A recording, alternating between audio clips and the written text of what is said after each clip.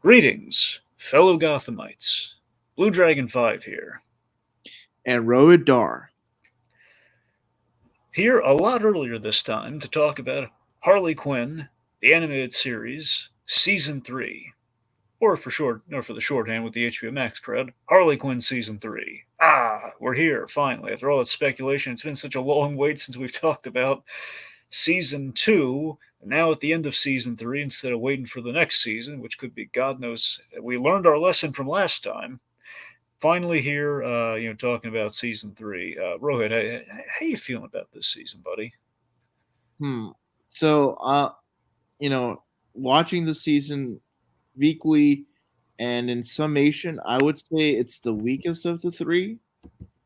I think there is something that is lost. And I think we'll get into this more as we go through each individual episode. I think there is something lost in the comedy with the way that the cast of characters are assembled. Um, you, s- I and the third season, there's a lot of good dramatic story arcs and moments and scenes, but there is something I'll point this out in a certain episode. It gets to the point at which you start to feel like you lose out on the comedy aspect that I feel like was so present in the first and second season. Even though the dramatic moments were there in the prior seasons, it still felt like largely a comedy with you know some levels of drama. Whereas this was just like more drama skewing and then the bits of comedy here and there. And like I feel like there's just something missing with the whole gang kind of just off doing its own thing for the most part.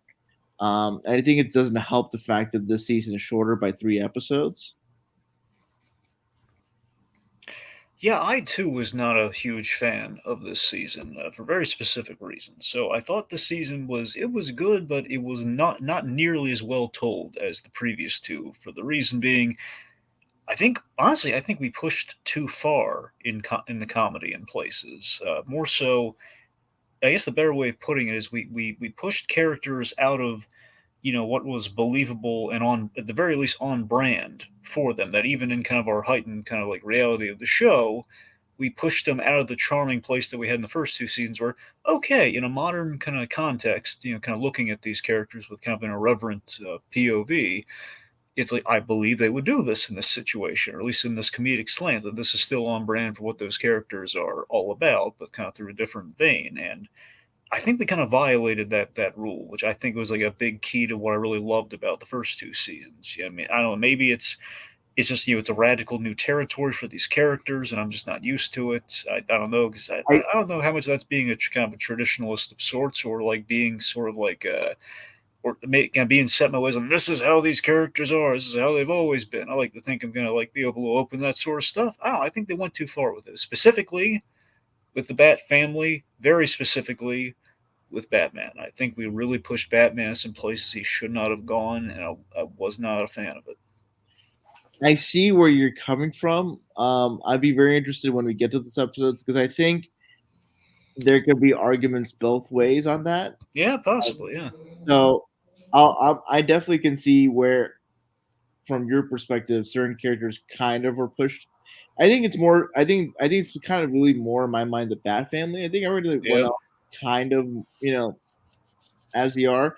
But I'll say this. I don't know. I'm curious to your thoughts, Whisper Dragon. Was it me or does it feel like there's something lost in the magic with not having Psycho around, and the gang is not really a gang anymore in the season? I think I never thought of here's the thing, because this season my big sticking point purely is like the Bat family and our treatment of Batman. That's like the biggest like anchor on the season for me. That's kind of sinking it compared to the others. But now that you bring it up, you're right. There is something very different from the dynamic that we did not have previously, and Psycho being out of the mix.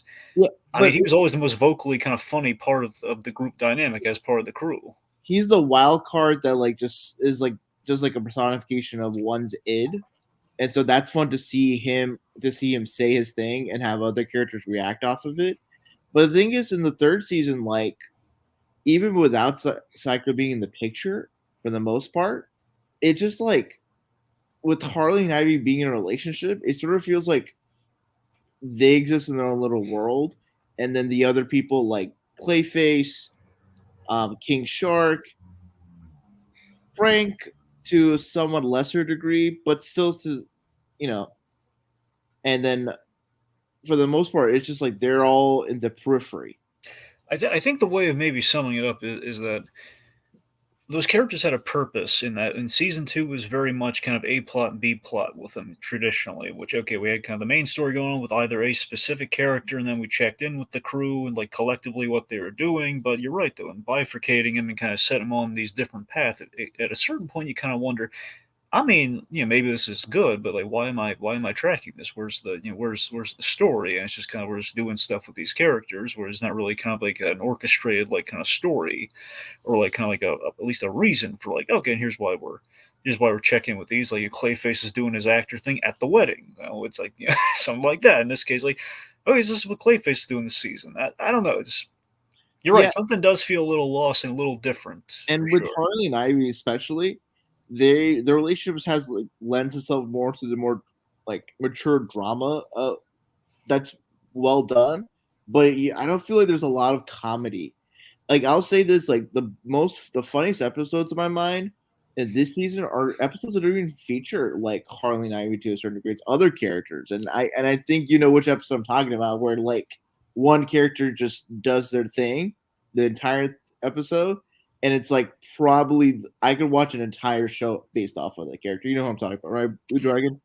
Well, I'm pretty. Well, I know what the big kind of character spin-off episode was this season. I wonder if that's the one you're talking about. Which what do you? Well, the whole the mayor episode, the Joker mayor. Yes, yes, That's yes, what you're talking about, right? yes. Exactly. Okay, so we're on the same page then. Yeah, Yes. that was in my I guess I We'll don't know. we'll we'll, we'll build there. Yeah, Let's sure. plant a flag. We'll talk about all that there. Mhm.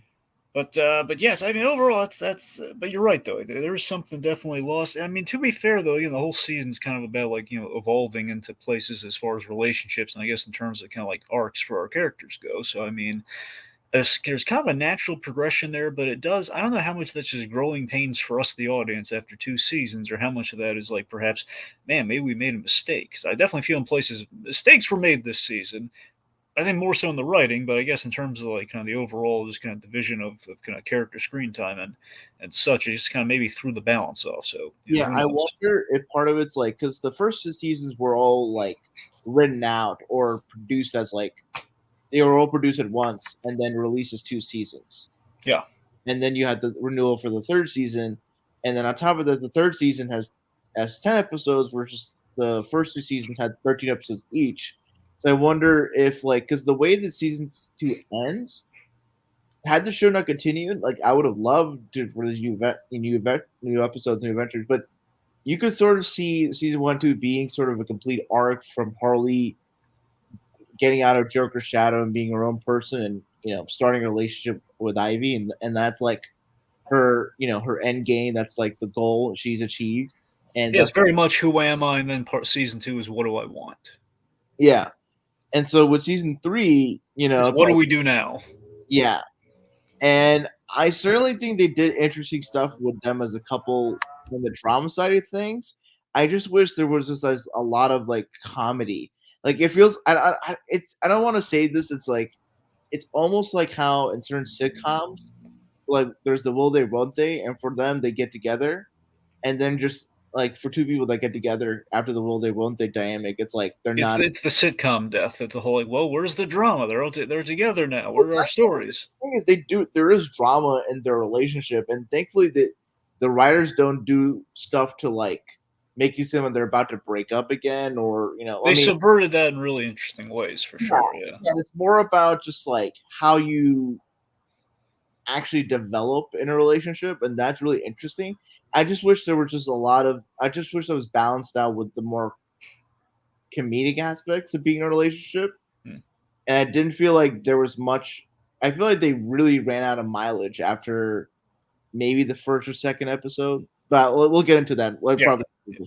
All that said, let's just dive right into it. yeah. Let's start with episode one, Harlivy. Mhm. or Hy-Vee as it should be called. Harley apparently set the internet abuzz in universe. Kidding. So this is post the wedding. This is we kind of check in on that. Remember, this is interesting because this had a tie-in comic that basically showed you basically a little bit more than a montage of the whole Eat Bang Kill tour that they're on. So there's a whole like 6-issue comic called Eat Bang Kill tour. So it's kind of My like more of understanding, this. my understanding is that that comic isn't quote unquote canonical to the show. That the show, like when they do their E Bank Kill, it's their own. It's you know the montage that we see in the episode.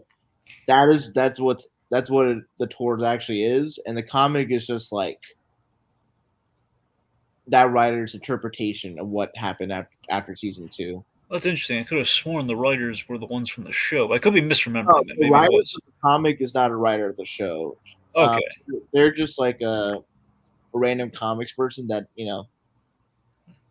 is a fan of the show, but it wasn't a comic that was specifically sanctioned or like had any involvement from the writing staff of the Harley Quinn show. I see. They put out another thing about the kind of the side characters and like little kind of one shot sort of deal with them too. It's kind of weird that you'd think there'd be a lot more communication given like, hey guys, you want to do a tie-in comic? Sure. I mean, heck, Harley Quinn's first comic technically I was mean, a tie-in comic. I know like say Ty Templeton has evolved a lot in the Batman the animated series and the New Adventures of Batman comics, but Mhm. he wasn't like from the writing staff of those animated shows, and I don't think any of the animated show people like cross over to do any of the comic stuff.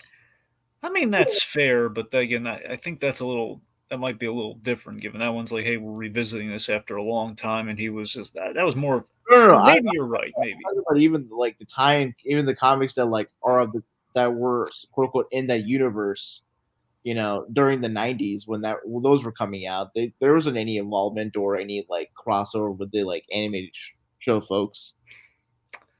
I mean, fair enough. I would argue again. I haven't looked through it with a fine tooth comb, but if memory serves, all those comics, there's nothing truly at least when they were coming out, there's nothing contradicting what happens in the show, so they did kind of fit into the cuts of things.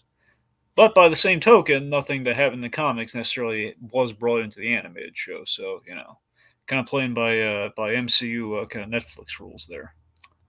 Well, I was thinking more like they're like the whole MCU tie-in comics, like Fury's Big Week and all that Well, stuff. that's a whole nother can of worms because those were a lot more like, well, wait a minute, so Black Widow was there. Why don't we put that in the movie? But that's besides the point. In regards to this episode, Yeah. I think this is sort of the funniest, the best comedic mileage that we've gotten out of Harley and Ivy as a couple. With like it's very interesting sort of the dynamics and like what each partner is trying to like overcome in their particular defect in a relationship.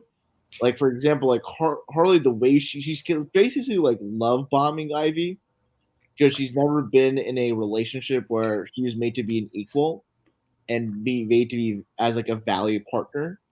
And being with Ivy, like I like Harley's kind of overcompensating and trying to like maximize like, oh, let's have like the best time each freaking day. And Like that all the anniversaries, like the 18-day anniversary or the 20 yeah, days. yeah, yeah. Yeah, yeah. So I mean, there's definitely like I like how broad it is. For example, like we're hijacking Wonder Woman's invisible jet and we're breaking into the Fortress of Solitude to watch dirty movies. Um, The um Jor-El showing up as a hologram. It's like you're watching a dirty movie. This just crack me up. I did not expect that to just God, yeah. I love how we brought that back. By the way, I love how we used like the adult film actresses in universe. Like something it was like like they gave them cheesy names like something kryptonite and like something else. Um, anyway, I love it. We used them as like the decoys later. It was pretty funny. mhm. Anyway, but yeah, we're doing broad stuff. You gotta admit this one was just kind of unfortunate time. They kidnapped the Queen of England, and well, that's just lousy timing on that one. A little, but again, it was before it happened, so let's see. So, but you're right though. Harley Quinn's insecurities here is like a lot of passion and basically a lot of passion and support, but there's an absolute fear of losing Ivy, which is her main fear throughout the course of the season. Which I think is with any kind of and burgeoning relationship at a certain and point. Ivy as a partner, she just doesn't. She kind of is very much like non-confrontational and is very to herself. She doesn't know necessarily how to like express and give in a relationship.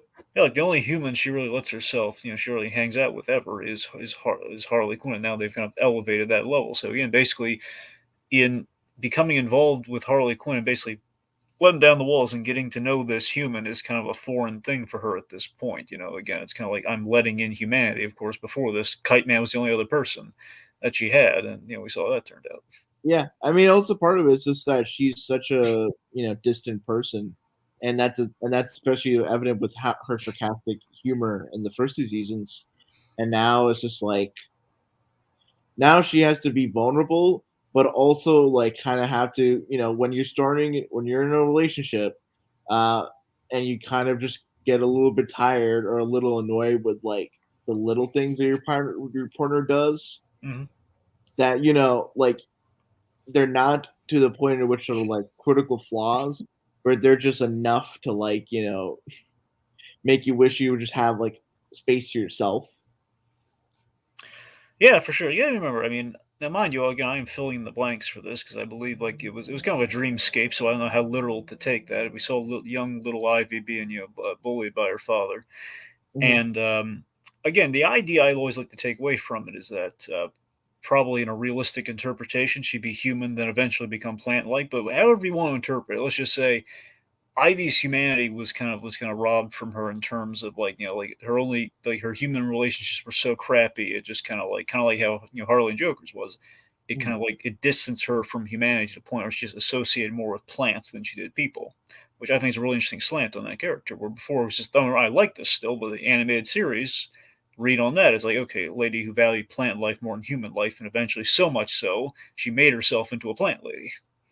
mhm. So a few other things going on in this episode we should talk about. So let's have Jim Gordon running for mayor, which we set up at the end of last season, which is why he tried crash. Is why he crashed the wedding and everything. So he could basically arrest them and get poll numbers, which did not go So, well. I loved Two Face being his campaign manager. Yeah, I gotta be honest. Of course, you know me. I'm a huge Commissioner Gordon fan. Mhm, But I love it. I wanted those Pez dispensers we see later. I wanted one of those. mhm, But this to me is like the little seedling that kind of will bridge into the Bat family. It's the little seedling of kind of a flaw of the season where I think we over exaggerated Gordon here with this mayor plot line. I think we pay it off nicely. So I think the end payoff I think kind of helps save it where we didn't quite have that with the other stuff. But he is the fact that we dumbed Jim Gordon down maybe a little too much, during the election and stuff. Like having him be like the appeal in the other two seasons was Gordon was just like he was realistically kind of burnt out and kind of like overstressed by the very exaggerated crime ridden city. And but here we just made him like, hey, I want to change Gotham. Well, why do you want to be mayor? And that's literally like that's a very very valid question. Like, do you want to get rid of crime? But we Yeah, kind of no, lost that. no, I actually that's actually a good point because like the first two seasons, like you can tell that like as much as like some people view Gordon as like a has been or just like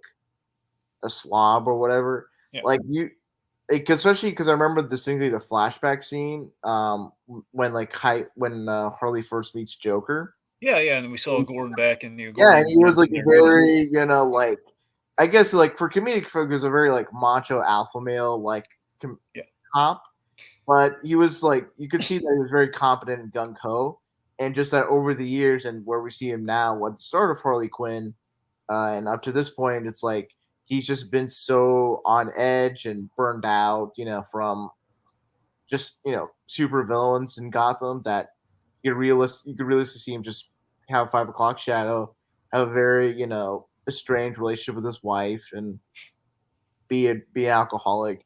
But I do agree to a certain extent, Blue Dragon, that like it is pushed.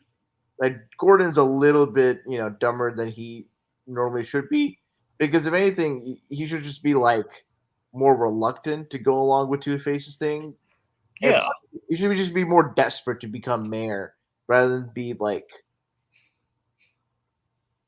an imbecile. I think when exactly. yeah, so it's more just like It's like Gordon, I have trouble believing this Gordon wants the mayor spot. It seems like he's just kind of there and just kind of committing to it because he wants to be mayor, but he doesn't know why. Like, why do you want to be mayor?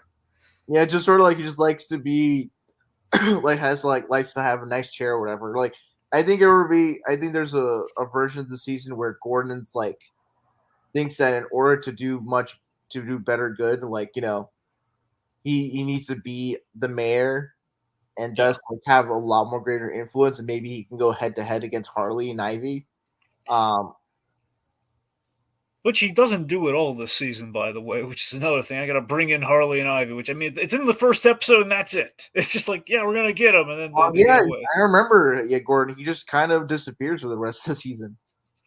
I mean, again, he kind of weaves in as like a gag, like But then, yeah, politics until then the Joker episode, which we'll get yeah, to. no, Yeah, that's just such a good point. I didn't think of that, but yeah, I think I wonder if had this season had 13 episodes, maybe there might have been a little bit more. I mean, Rohit, you keep mentioning 13 episodes thing, and maybe so, but by the same token, though, I don't think. I think that you can adjust your if you know you're going to get 10 episodes, the story should reflect that, and I think I don't know if that's necessarily the case. I don't know if 13 would have necessarily added or subtracted. Yes, more time, maybe you could fit more things in there, but I don't know. I think 10 could have worked, but I think we would have had to again we combined them instead of like having so many storylines going on with them being separated with our I supporting characters. I Perhaps so. see. So instead of just like it's more just that you wish just certain characters were just more paired up with each other. Yeah. Like That for we example, I wanted more Gordon and Batman because all of those scenes, but we only have or like yeah. really like Clayface and King Shark be together as a Because when comedic. they were together at the end of this season, it was fantastic. Yeah, no, I certainly do. That's actually a good point because I think I mentioned as I mentioned earlier, like there's you don't have the thing is Harley Quinn is the name of the show, right? Harley Quinn is the main character, but the first 3 seasons really works as like an ensemble comedy Yeah. with like good like big characters, supporting characters. You don't really have that in the third season. It's kind of like Harley and Ivy, Clayface, King Shark, they're doing their thing, and then like reconvene like in a few scenes every 1 or 2 episodes. You know, it's funny. In the first episode, there was a moment that kind of filled me with a bit of dread for the season. I was like, okay, maybe it's just like one gag, and I was like, oh no, we might be going a little too heavy. We might be going a little far in kind of our comedic tone in places here. The point where we lose that believability. It was like one moment in this episode. It was the cartoon rat Wayne murder was a little too much for Oh, me. that was hilarious, man. It was funny, but it's just I'm saying the believability. Oh, No, we no, have but this cartoon rats. no, because this it's falling out from the gag from the first season. Wait, what was in the? The Oh, you mean the mouse that was spoken yeah, six yeah, with? yeah. Well, that's a little. That was like at least it was looked like a mouse. I mean, this is like literally a Oh, cartoon like with Wayne the clothes family. and everything. Oh, I see. Okay. Yeah, no, I'm not saying we can't do like comedy with like a anthropomorphic kind of animal. What I'm saying is it's like we went full like it's not so much as like literally it's the Wayne family, but they're mice. And we're doing like a crime alley thing. Like, that's where I'm saying, okay, like let's rein in a little bit, guys. Come Oh, on, rein.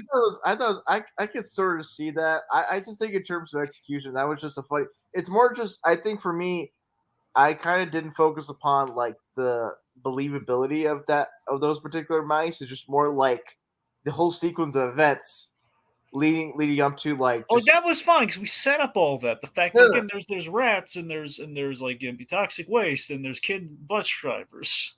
no. Mhm. I think it was all funny altogether, but I can sort of see where like maybe the argument can be made is like that kind of the what the punchline is kind of something that could fit more in like say I don't know like Doom Patrol rather than Yeah, Harley Quinn, where it's like it's comedic but it's not like surreal. yeah. So I can see your point. I still think it's just funny, just cartoon the Wayne family. I really kind of not. You know what would have been hilarious is like at the end, like that cartoon just showed Miles that showed up as like in a makeshift like bat costume. That's the thing. It was another thing I was maybe think, okay, this, if Gordon gets elected mayor, this rat's gonna try and take him out. That's gonna be an episode. That didn't happen too, which is in either or. It's like pick a lane, don't stay. Like I don't want it to come back, but if they're gonna do it, that made me fear for a while. Like they're gonna until Gordon was out of the mayoral race. I was thinking, oh boy, we're gonna pay off that rat thing, aren't we? I think they might have did that gag because with the whole like a hard Wayne falls. Which we should talk about. Okay. So Clayface auditions for a Hard Wayne's Gonna Fall, a James Gunn directed picture, and he loses out the role, gets the role of the chair. No, he gets to be James Gunn's director's chair. But yeah, so there's the whole a Hard Wayne's Gonna Fall idea is just brilliant to me. We're doing a biopic of the Wayne murders in Gotham, and we're using. So you always want to see this in the MCU, which they always tease this up, but we never get to see the end result except for like a Thor play. But the fact that we are actually doing like the tasteless like cash in on the Wayne murder is hysterical. And also Billy Bob Thornton, it was a very funny, it was a very interesting choice to play Thomas Wayne. Um, I'll talk about this like when we come to when we come to like near the end of the season. But there's something that Clayface finds out. It's like I feel like that's something that should be common knowledge. But I feel like you know what I'm talking about, Blue Dragon. Yeah.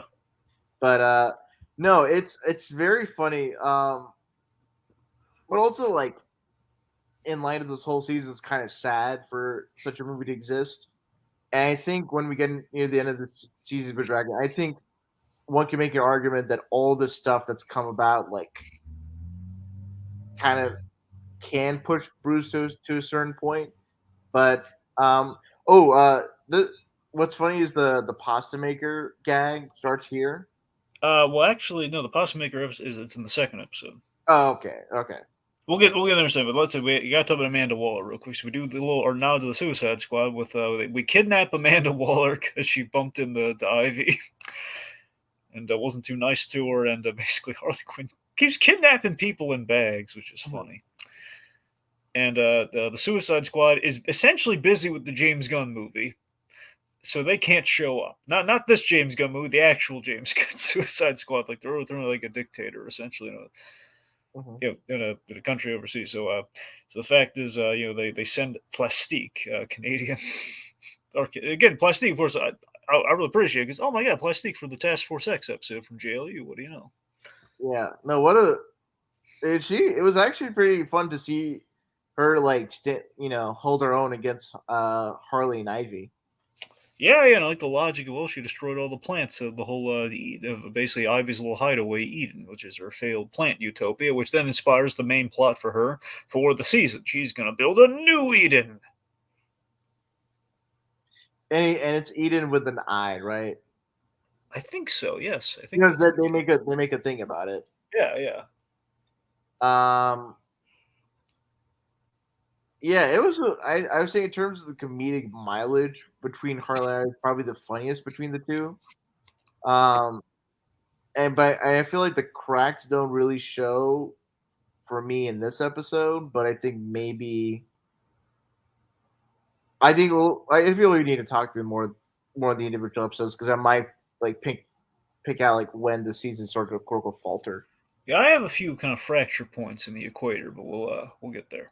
Okay. All right. Well, actually, it's funny. I think we're about to hit one. Let's hit episode 2.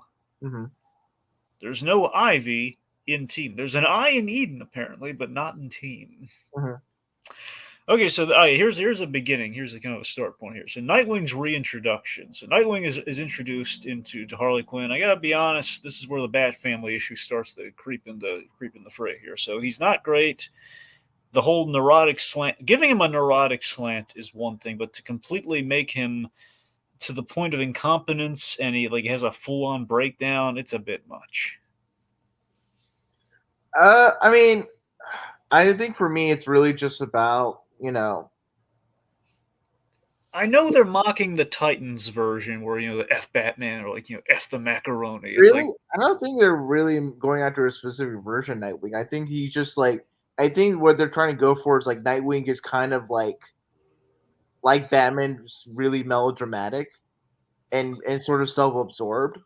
Um, and that's kind of the humor and like on top of like his own personal baggage and him like striking on his own as like Nightwing and Bloodhaven and him coming back and it's kind of I think the comedic angle they're going for is like older sibling that like had issues with parents and made it on their own wasn't too quote unquote successful and came back and now they're trying to like save face. So maybe that was sort of the comedic game they're going for.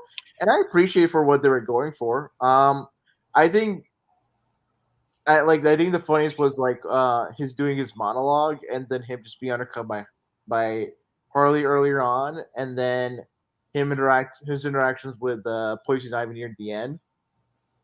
His interactions with the Batman were okay. Um, I think it's more. I think I appreciate more. It's more funny like how other people reacted to Nightwing versus Nightwing himself. But Right.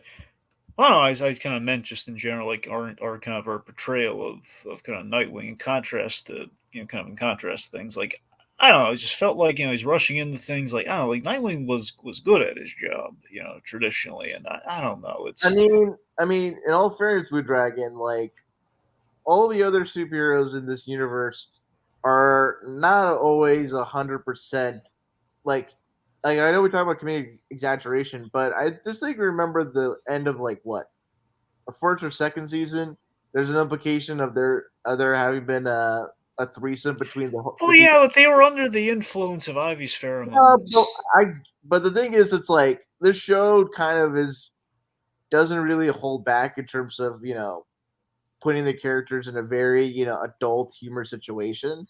So I think with Nightwing, I don't think he like what they do with Nightwing. I don't think it's like beyond the pale of necessarily what they do with other classic more you know dressed up, less, broad traditional DC Comics versions. Maybe I don't know. I'm just saying he was really handling that whole death trap really poorly, if you ask me. I don't know. it's yeah. All right, let's see. So yes, here we get Bane. So Bane, got Bane and the Pasta Maker Vendetta. So this is the fact that Bane wants his wedding gift back, and they're all denying like, no, we don't have your pasta makers. They're literally eating pasta in front of him. And Bane, I love Bane with all these mundane issues. I love mundane in superheroes. So this superhero stuff. This just cracked me the heck up. I just love like Bane having to explain his purchases at the bank after his card was like declined for suspicious activity, and he apparently bought like a replica Sex in the City dress or something that cost like $50,000. No, I don't think it was a dress. I think it was a movie or a box set, something like. But Sex and the City related. It was just Bane was just having a hard time. So, Yeah. but I do appreciate Riddler just trapping the Bat family in a and Harley and Ivy in a Yeah, the escape. Riddler has an escape room, which is quite a fun idea. Mm-hmm. It's funny during the DC fandom, like you're able to play like they keep giving you links to this Joker escape room essentially. Well, I don't know if escape. It's like kind of a Joker's kind of fun house kind of challenge thing. It's kind of escape room esque, but the Riddler do having a literal escape room. That's on brand for that character. I buy that. Yeah, I do like. I think one of the parts I do like from the season is like the friendship between Harley and Batgirl. Yeah. I believe you kind of talked about that last season. I think literally, it's the Cuoco sisters kind of like getting along, and it's kind of reading through the chemistry that Batgirl and Harley have. Yeah, no, and and it just develops even further, like that. Near the end of the season, to where Harley has to change in character. I do like sort of the notion about like, oh, in order to win the escape, they had to like lose at chess rather than win at it. Yeah, so this whole episode is Ivy struggling with leadership with the crew. So this is the closest we get to kind of a classic status quo with the crew, in which they do a heist, does not go well, and yeah, she's kind of failing at every turn to kind of make a super plant. Yeah, Yeah. But in the end, Frank gets plant god powers, so he's kind of the key to the whole season. Yeah, Frank was kind of on the back burner last season, so we kind of brought Frank back to prominence. So it's kind of cool. yeah. Remind me, Dragon. Did Sai? I feel like Sai showed up. this season, but I don't know. Is it earlier or in the middle of the season? It's a little it's I believe it's like the fourth or fifth episode. Oh, it's the fourth episode. Fourth episode is when Sally comes back because he's like the security system at the Yes, that's right. place. That's right. Well, essentially, he's on a tablet, so he's like on like a little like iPad thing. That's how they brought him back, and they only brought him in for like one episode, I think, maybe two. Yeah. Anyway, yeah. So let's see. So anyway, okay. So okay, this is what. Okay, oh, this is really funny. We have Clayface during the death trap. He mentions the Thomas Wayne movie, and his Batman kind of turns to him. What movie? Just laughed really hard at that. I just love his Batman. Like, wait a minute, what movie? What are you talking about? And then just kind of going on about how like this. Oh, that those poor the poor Waynes. Yeah, I'm curious to know your thoughts on this. I think I remember people starting from this episode and probably through most of the seasons, like people were complaining about like how Harley's kind of been made to be much dumber, or at least have her act dumber than she actually is. And I don't know, like especially with regards to like how she acts around like Ivy's plant stuff, her plant science, and her being essentially a nerd. I kind of don't think she's really, in my opinion, like acting dumb. I think she's just more like No, she. I didn't get dumb at all. I just got she was bored. It's like the idea that in like a relationship, it's like, okay, I love this person, but they're into something really tedious, and like Harley Quinn craves action and like thrill seeking and like like instant like you kind of instantaneous kind of action where it's like kind of impulsive action. That's what I'm looking for. Just the fact of like like hey, let's do the eat bang kill tour. We're just going to act impulsively, hurt some bad people, steal some money, and do impulsive stuff where it's like, hey, let's here's like plant pH balances and stuff. So it's just going to be it's going to be a lot of stuff that. Plus, you can't really do anything to help her out or do something. It's not a couple's activity. It's like Yeah, I'm over her shoulder doing stuff. It's just boredom. It's not really like yeah, her. yeah, that's why I think. Like, I think what people don't get it, like that's part of the comedy and drama to a certain sense. Like, they're in a relationship, but they also have to learn to like also still exist as like their own separate people. That's Within the that. fact that all relationships aren't like the good stuff all the time. Well, it's not even just the good stuff. It's just more like when you're in a relationship, there's kind of the mistake that certain people make. It's like they just have to subsume all their time into like being with that person basically 24/7 and not necessarily having like space for themselves or quote unquote me time or just like a life outside the relationship, but not necessarily without it. Do you get what I mean? Yeah, yeah. Um, I think was I do really relate to Harley when she was just really wishing there was service because my God, like if Harley's plan had succeeded, just being smart by nature would I would be. I know this is very indicative, just maybe our over reliance on modern technology. But my God, like you need having Wi-Fi is a godsend. Mm, Thank God. right. Okay, that's. I think that brings us to episode three. Episode three, the 83rd annual Villy Awards. So yeah, so so the crew is staying at Selena Kyle's place now. It seems like basically she's hanging out with at her boyfriend's mansion, which reveal is Batman. Yeah, it's Bruce Wayne's mansion, Batman's Batcave. Now this, by the way, this is the infamous. You've heard about this, right? You've heard Oh about the yeah, whole. yeah. Yeah, this is where they got the infamous. So Batman's giving her a foot rub, where originally it was kind of an oral sex thing, and DC made a huge fuss, which then became like national news. It's the whole bat superheroes don't give oral pleasure. It's ridiculous. It's weird. In a few places, I'm not saying necessarily you needed whatever. This is like, it's like one gag, but I'm saying later on we have like a whole orgy episode, and yet we still censor the nudity. I don't get it.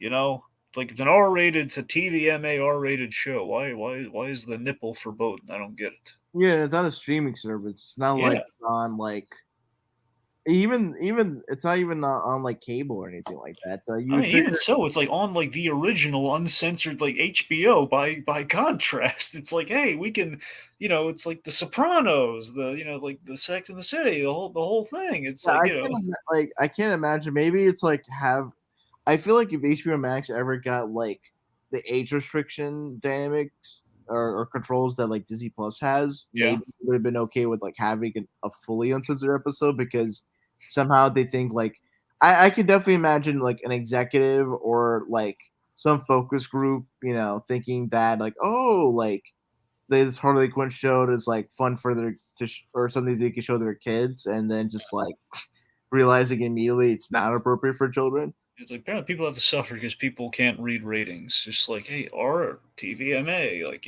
Well, did the TV ratings show like when you go hover over an episode? Oh, I guess like when you like, click on say a movie or TV and there's like a full episode, a full plot description. I think yeah. the rating is there, but yeah, I'd or just like I'm just saying, regardless, they should. One, I think they should make it more. They should make the ratings more prominent, so even the dumbest of parents can see. Oh, rated R. I should show my kid that. But it's just either way. It's like there should be a responsibility on both sides. There, okay, rated R. Okay, not going to show that. I don't know. Regardless, I'm talking about like the next episode. Regardless, but again, those kind of bridge off the whole like apparently, we're not going to go dirty with certain things. mhm. So let's see. This is where we have the big. So Billy Bob Thornton as Thomas Wayne, and apparently he won't try Ryan Reynolds gin, which I think is hilarious because I love the Ryan Reynolds aviation gin ad. So I thought that was just really funny. So the fact he's like on his phone, but as Clevis is walking up to him, we're seeing that's what he's texting about. So basically, he kind of hornswoggles Billy Bob Thornton into some acting lessons by pretending to be James Gunn, which goes horribly wrong. Oh yeah, that was just great. Just Clayface just trying to keep up with the act. I would have loved for him to just like go to James Gunn's home and just try to figure out how to act like James Gunn like while at his home. Yep, yep. Like, oh, Mister Gunn, I think do you need a chair at home? Of course, that'd be his way of studying the mannerisms Yeah. and such. The chair thing was funny, man. I don't know why. It was just and then just Billy Bob Thornton like genuinely wanting to teach him how to act, but then he went to the wrong bathroom, resulting in him getting mauled and beheaded by a tiger. Crazy.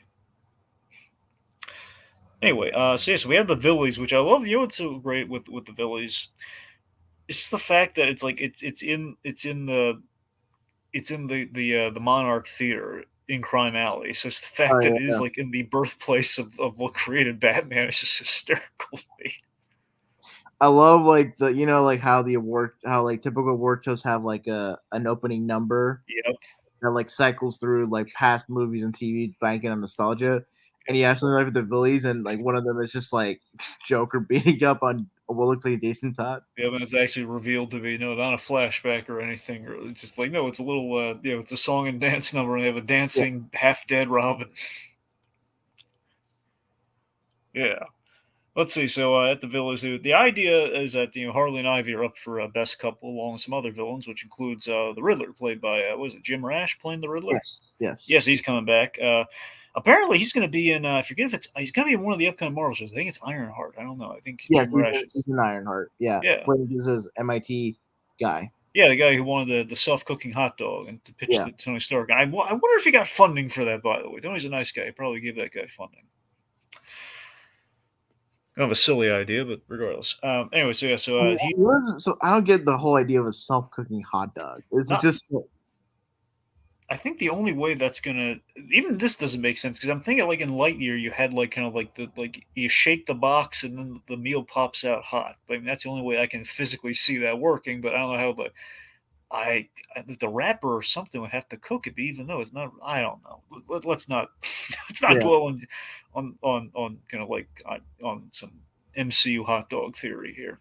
Mhm. Um, let's see. I really like the clocking being Riddler's part romantic partner, and also and the clocking had like specifically I think the Brave and Bolt design. where he Yes, has he did. Yeah, yeah. which is the very if I recall, that's the original Clock King design, which, then Yes. over the years we like in Batman the Animated Series, we gave him, like, a whole better look, but in the Silver Age, he did look like that, and that's what Brave and Bold did. Yeah. No, The that giant clock face and everything. It apparently has working tears. Apparently that's his, like, I don't know if that's his face or what. God, like imagine just the body horror of your face if you had like a normal human face transforming itself to just a clock. Because I think that's what happened. Because I mean, he's crying out of like the little clock parts. Oh So I man. think that's. I think it's like. I think they're at least at the very least in this they're saying it's a face versus just his head, like a mask or something. Not to be crude, but like like how like what like you turn up a clock or Yeah. what? If Riddler did that to clocking, would that be foreplay?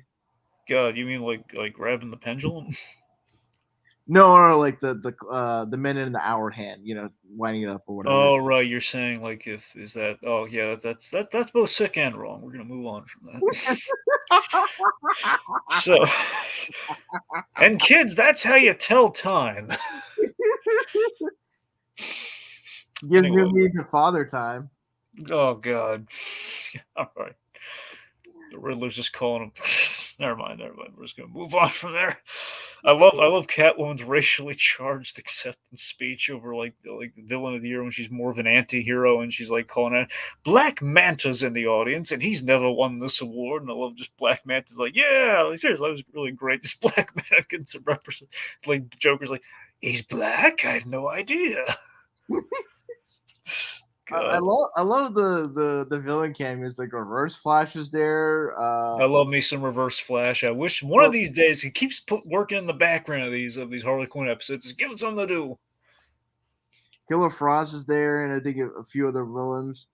Oh yeah, Um, there's a whole bunch of Gorilla Grodd, and there's a whole slew. Metallo.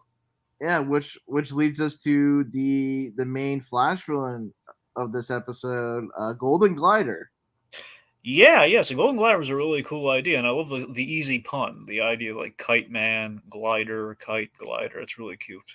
Yeah, and she's just so delightfully charming, and you can instantly see why Chuck would just fall head over heels for her within. Yeah, yeah. She's much more sincere than the CW. Nothing against this version. I'm saying it's much more sincere and nice than the CW version of Golden Glider.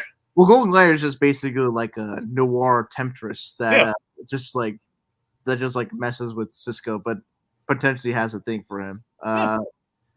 But no, I really liked where when both the couples kind of like interact with the other partner and just have like their like little like talks that Yeah, the fact that they're just kind of like reeling over, oh, Bill, I don't know if I can face it. Like my fiance's ex is there, like my boyfriend's ex is there. It's like, oh boy, and then they meet each other. So again, we have good closure on Kite Man. Essentially, the reason we don't see much Kite Man in this season is the fact he's gotten his own spin-off show, which I'm eager to see. yeah, I'm glad for Chuck to get a win in this season. And with how things end, it's like it's almost you could almost like kind of just reinforce just things not going well for Kite Man, but him having Lisa, in the picture is certainly good for him. Yeah, I mean, I imagine she will be in his show as well. It makes Ooh, me you know like what it. that means? You know what Or that means, Blue Dragon? what? Captain Cold may show up as like as like an overly protective brother. Oh man, that would like is that how when the comics is Golden Glider Captain Cold's sister, or is that just the Yes. CW? No. Really? Yeah. Oh, that's awesome. Then yes, absolutely, he could show up in Kite Man. That'd be awesome. Yeah. Yeah, no, it's and have the other rogues no, you'll be hilarious. You know how like there's a certain gag where like when like a teenage guy like goes to like a girl's home Hmm. and then he get taken to a side by like the dad and the Yeah, dad and then the brother, and yeah, and the dad just has like his group of friends or like the male relatives is like if you do anything wrong we will hurt you. Imagine like Kaiman is gonna like take Golden Guy out on a date and then he's corralled by Captain Cold and then Captain Cold just shows like the Flash rogues and it's like if you're doing anything to her or my sister this is what you get. me, Mirror Master, the Trickster, the whole litany. Yeah, Turtle. Turtle. Yeah, the top. Weather Wizard, you name it. Heat wave. Yep, Heat Wave. Oh, for sure. Yeah, that's a good one. Yeah. Mhm. All right. So, let's see. So that was a really nice tender scene between her and Ivy, which was Mhm. nice. Then bonding over Kite Man and such, which is nice. Mhm. Um, let's see. Oh yeah, so of course we had like Harley fighting the you're trying to get the envelope and just trying to hedge their bets for winning best couple. So she's like fighting like like kind of an Oscar envelope protecting android of sorts. Yeah. Let's see. So Clayface becomes Billy Bob Thornton, which we put into play this episode, and they leave as King a Shark eats King Billy Bob Thornton's body. yes. King Shark gets the spotty. Yes. Oh god, it's funny. Let's see. So oh yeah. So anyway, so the so Harley and Ivy they win best couple, but they leave before they won because they didn't need to win. And Mhm. Joker just takes the award again because he always took Harley's awards when she won. And yeah, so that's episode 3. That brings us to episode 4: a thief, a mole, and an orgy. So yeah, this is the no, this one was big in the advertising. This is this was like the big like kind of shock joke they had in the trailer where it's like basically the Court of Owls is kind of like an eyes wide shut like a sex orgy of sorts. Yeah. Yeah. So this let's see. So well, before I'm sorry, I'm jumping the gun to that. Let me backpedal just slightly here. So Ivy's having trouble dealing with Harley Quinn, basically kind of like telling her to knock it off. So basically, she uses Catwoman as like a buffer, like, oh, so, Catwoman just texted me. She doesn't want you using the fancy Japanese toilet. Yeah, that is a very relatable bit. Not me personally, but like very relatable to like some people where it's like they want to just have someone stop in their behavior, but they can't do it, so they just like blame it on someone else. They like isn't there to defend themselves. You mean someone told you not to use their fancy Japanese toilet, Rohit? No, no, not me personally, but I've no, but just general roommate stuff, you Yeah, know. sure, sure. Um, but no, it's very it. There are some good parts to it. I think with the orgy part is definitely where like the most of the jokes and surprisingly the drama comes into play. Uh, Yeah, yeah. Here's the thing with the Court of Owls. So the idea is that Frank gets kidnapped while they go to Mama Macaroni's, which is like Ivy's favorite place ever. She loves Mama Macaroni's. This Italian place. They bring food back, and Frank's been kidnapped, so they're basically going over. You know what bothers me though in this episode? There's like a red herring that never ever pays off in this season. what's that? There was like there's a toilet camera and there was a mole on the backside of whoever took Frank, and it doesn't really track at all for me unless we're saying like who. I don't buy whoever's because we know who took Frank, and I know why they would have. So the idea is that the perpetrator took a crap and then he left. So Mhm. I don't know if what we're saying. I don't know if we're saying like Batman's going to be stupid enough to do that, or like if it was it I was gonna Alfred. be like in Like the buff randomly. what? Yeah, because essentially, like that's how, like in security camera, they just catch like a mole on someone's rear. Yeah, So yeah, exactly. So, like, how is that? Knowing who it is, ultimately, at the end of the day, how does that happen? Like, did he hire someone? We never addressed this, and it's like it was one. now that I think about it, I feel like the payoff should have been just Gordon been the one to take the plant because you could definitely like I feel like that's like the gag. It's like, oh, the Commissioner Gordon definitely does have like a mole on his butt. Yeah, yeah, sure. I mean, I buy that, but it'd be a question of like, why did he take Frank when they could have like taken Harley and Ivy, and like that's what I'm saying. Things don't Yeah, track. I don't know. yeah, no, I see what you mean. Yeah, because if it's Bruce Wayne the whole time, it's like, Like, there's no way Bruce Wayne's gonna be that sloppy, even if he is out of character this season. That's too much. well, because isn't there a joke like in the second season where like so I think Selena makes the comment that like he's like shaved from like top. Yeah, Yeah, yeah, like yeah, exactly. Yeah, so like even where then. Wolverine. Yeah. So there's honestly the only reason I bring it up is because it made the episode title like a thief, a mole, and an orgy. I mean that's Yeah. you know. So regardless, so let's see. So the Court of Owls things, I love me the Court of Owls, and obviously they've rose to a great deal of prominence because if you're gonna have like a kind of a creepy organization in Gotham that's kind of deep seated in there for years, the owl motif it just works, man. They're putting it in a video game now. It's crazy. So the Well, idea that we yeah go on. so I want to touch upon like when Harley and Ivy see Joker to get in the Court of Owls. Yeah. I love Joker just like being so expressing every parent's frustration with the standard core or the common core material that is like Benicio's learning. Yeah, yeah, I love. So that's the thing. So Joker, we're gonna get into this mainly with his episode, but just to tee things off. And I do love the idea of Joker being saddled with this, but by his own choice, being saddled with, kind of like a suburban dad kind of existence, like a family of sorts. Yeah. Like that's a really kind of like absurd, funny idea. Joker's trying suburban life, and the fact Mhm. like he's going against the grain of what we'd all expect him to, which would ultimately kill the family, which he did not do. Thank Yeah. God. So that's an interesting choice, and giving them these mundane issues, just so that to me is quite fun. The fact that the Court of Owls would love Joker's business, so of course Mhm. they would go to him. But the thing for me is that I like the idea of the Court of Owls secretly funding crime in Gotham, and then we learn that and that's just a bunch of old white dudes. It's ultimately the nitpick I have with the Court of Owls here is that we're doing the orgy gag with the Court of Owls, doing Eyes Wide Shut and all that. It's just that you know it feels like there's not like a menace or there's not kind of like a cool factor there. It just feels like kind of like a weird orgy of sorts. Just feels a little off. But like the Court of Owls, like we, if I wish there was like a line or something there, like we've done this for historically for ages since the days of like Well, Cleopatra or something, or I think Caligula. because like the whole, I mean, the show is just taking the piss out of like the DC universe, Yeah, right? yeah. I mean, ultimately, yeah. But that's the thing. Traditionally, though, within the realm of believability, and then okay, I could buy these characters doing that. I could. Well, I mean, I think Joker makes the point like they were this big organization, and now they kind of like. I think with like super villains, it's just other secret organizations coming about. It's like the Court of Owls kind of like there's only there's only so much space for like X secret evil society of like rich but powerful people, and with Court of Owls, like I could definitely see you being devolved into like a mix of like the Skull and Bone Society and Right. like just basically rich people just being self-congratulatory and doing like weird sex stuff. Yeah, yeah. I mean, I guess the idea that the Corvallis over years have lost kind of their edge. It's how the world works. I mean, I don't know. There's some credence to that, sure.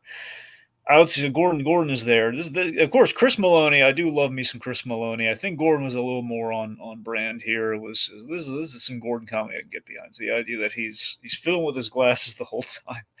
And it's kind of taking a fun shot at Batman Year One with the whole "I can't see a thing without my glasses." Where of course that was a more meaningful iteration of that. Just the whole like, is he lying? Is he actually? That whole Yeah. thing. No, I love like the password is hoot hoot. Yeah, that's funny. Let's see. So anyway, I love the idea that Gordon drops his phone, so he accidentally gets a whole bunch of blackmail material. But my favorite part, though, of the episode, I do love that. It's the unfortunate we're not a lot of Batman Gordon scenes this season, but we did have like a Gordon Bruce Wayne scene where basically Gordon's just pestering him about like the mayoral campaign. Like, Batman's fun. Batman's backing me. No, he isn't. Like, Batman's endorsing me. No, he isn't. Well, not yet. And he Uh, pretty much recognizes Bruce Wayne with a mask on and everything. But again, he's so close to it learning that it's Batman. doesn't connect the full dots together. Yeah, I love like the joke. It's like Bruce is like, if I pay you X amount of money, could you leave? It's like yes. Jim, if I give you money, will you leave? Yes. Let me get my checkbook. We have this. Oh, right. There's a gag I've always wanted to hear. That I will give this episode major props. They use the joke I've always wanted to hear in relation to Commissioner Gordon. So we have his poll numbers coming in. They're not good from Two Faces running down the list. And he mentions, this one says they hate James Corden. They don't get carpool karaoke. So it's the fact of the whole James Corden, James Gordon confusion, I think is. I've been waiting for someone to make that joke, so I was very pleased with it. Yeah, that was a bit funny. Um, I do appreciate I do appreciate the drama part with Harley and Ivy just kind of confronting each other on just stuff that they've now been forthcoming on.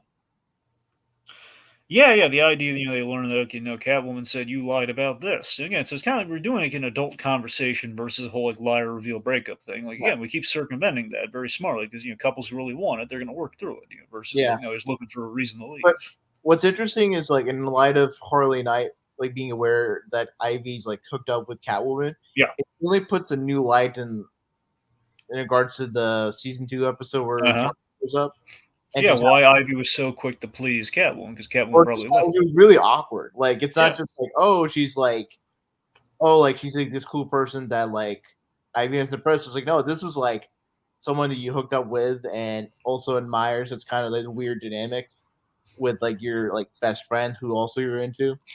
yeah. Let's see, okay, well, I think that's about it for this episode. So the idea is we came up empty in terms of finding Frank, and we've kind of I love the gag that Bane's there. By the way, I love that Bane's. With a like a sandwich. Yeah, he was trying to carbo lobe for all the sex, but I just love the fact that he has like trouble getting. Could someone help me with the zipper? See, what's well, I mean, I just feel like in Bane's logic, it's like you. I feel like it'd be kind of disgusting to just eat or drink anything. Well, yeah, really eat anything at an orgy while it's going on. It'd be one thing if you just like ate a sandwich before coming into the orgy, but the fact that he was eating it in the middle of it was like, come on, Bane, you're smarter than this. Yeah, well, then again, he did. He's very clearly his pasta maker was right there, but he didn't just like, take it. So Well, I mean, I think that just I interpret just Bane's character just very, bit of a doormat, yeah, especially in the second season with like the Two injustice Face thing. thing. Yeah, Yeah, so I feel like, I mean, I think he's aware of it. He just feels, powerless or just doesn't have much the energy or what wherewithal to just like take it. But sure. All right, so our mission to find Frank continues in episode 5. It's a swamp thing. So this is very ironic, given that Swamp Thing. There's kind of very much a Swamp Thing focus, and the Green. So it's interesting how much of the Green came into play this season, given the infamous Batman Harley Quinn animated movie, which featured both Harley and Ivy, and had Swamp Thing briefly in that mhm. story. Yeah, So yeah, Melodic Man to just show up and all this, but didn't. yeah, yeah. So I think ultimately it's kind of I think the end result of the season is far better than Batman Harley Quinn. Even the Nightwing stuff we did. I don't know. I guess even the Nightwing stuff we did here is probably better than. I don't know. It's probably better than there. But then again, Nightwing wasn't really bad in that movie. Just we did bad things, to him. I guess. Sorry, I'm drifting off focus to the Batman Harley Quinn thing, which I don't want to do. All right. So yes, this episode, we're trying to. She's trying to tap into the green to find Frank. Not going well, but the biggest connect to the green on Earth is Swamp Thing. So they got to go to find Swamp Thing in New Orleans. Yeah, I'm sorry, what? yeah, it was complete your sense in New Orleans. Yeah, New uh, Orleans, yes, loved Harley just being obsessed with big nets and just New Orleans. yes. Beignets. Beignets, yeah. Yes. Oh, she's loving the beignets and like is her made of. I love that it's such a simple goal. She wants some beignets, and Ivy's like, "Look, I will buy you 100 beignets after we do this. I'm going to hold you to that." And ultimately, she does not 100, but a whole bag full, big old bag of beignets.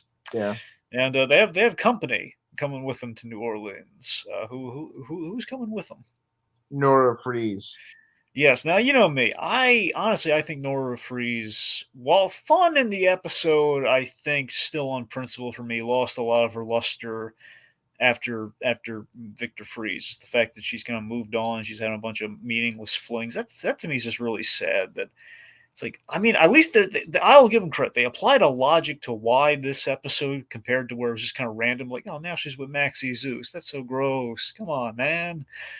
Where she's been on ice for a long time, and she's just trying to discover who she is now that she's lost her husband. But it just, I don't know. It just still feels the Nora. I've always been partial to the whole Nora Victor Freeze thing. I've always wanted to see more of it, and we keep getting close. We then keep killing one of them off, or like get putting like an icy window between the two of them. It's like, oh, so that's kind of I where I'm mean, at on Nora Freeze. I don't really love where how Nora's been like since like she's come out of the ice. I think this episode like she was fine. I think certainly better ish in terms of just her like being less as like oh she just sleeps with whatever guys nearby. It's more just like oh she just wants to like have fun and just you know basically she's kind of have like that bit of the Harley mindset. And I think it's very justified for her to just like want to be out there, partying and whatnot. Um, because you just like not have much of a life since she's been on ice, so it makes sense for her to just kind of be out there. Very interesting, in trying to find Swamp Thing. They they find John Constantine. That's great because he and Swamp Thing have history together, so that was a really good idea. And we brought back Matt Ryan Constantine, which is the best Constantine. Hmm. Yeah, I mean, it's one of two Constantine in live action. yeah. But it's so odd that we're going back to Keanu Reeves instead of Matt Ryan for this. For they're doing like a sequel. I hear that I don't have officials. They're doing like a sequel to So the Constantine movie. they're doing a sequel to the 2005 Constantine movie. I mean, I think really it's just like they're just banking on Keanu Reeves being as popular as he was in the 90s, if not slightly more so. Um, which is weird because I remember there was distinct talks of a Constantine show on HBO Max with this one British black actor being cast as Constantine, and now like that's up in the air, or more likely scrapped. So Yeah, I don't know. But anyway, so we basically have to outdrink John Constantine, which they do. And it's a while. For a I'm moment, I thought the episode was going to go in the whole like Hangover direction, but it didn't. I'm surprised like Constantine didn't do his usual thing and just like try to trick or to like cheat his way into winning the competition. Yeah, yeah. I don't know. I don't know. Maybe he's kind of softened a little bit because it's just finding Swamp Thing. The stakes aren't really high or anything, so what does he really have to lose? Or like surprised that like Constantine didn't just like tag along with them to see Swamp Thing. That's a better point, though. Yeah, maybe we should have probably ultimately done that. Um, Right, so we end up. So I love who we got to play Swamp Thing though, because I love this actor. He's really funny. Sam Richardson. He plays Swamp Thing. Yeah, I didn't recognize him and his voice until once the episode done. I just sort of looked through the cast. I was like, oh, like now just in thinking about it, like yeah, that's his voice. Yeah, it's very funny like how they played off Swamp Thing in this. He's just basically like a hipster. Yeah, he's a swampy hipster. That's essentially that's his deal there. Yeah, yes. The idea he and Ivy were probably. It sounds like he and Ivy they were friends, if not an item, but the bare minimum they were friends, and they basically lost touch. Hmm. Yeah. Yeah, Sam Richardson's. Have you seen him in Veep? He's really funny in that. My parents watched Veep like Yeah. when it was airing and are huge fans of that show. I didn't realize he was on that show. I know him from his appearance on Ted Lasso. Oh yeah, yeah. He's on Ted Lasso for two He episodes. was Yeah. in that one movie with Brittany Snow, and he was in the Tomorrow War with Chris Pratt.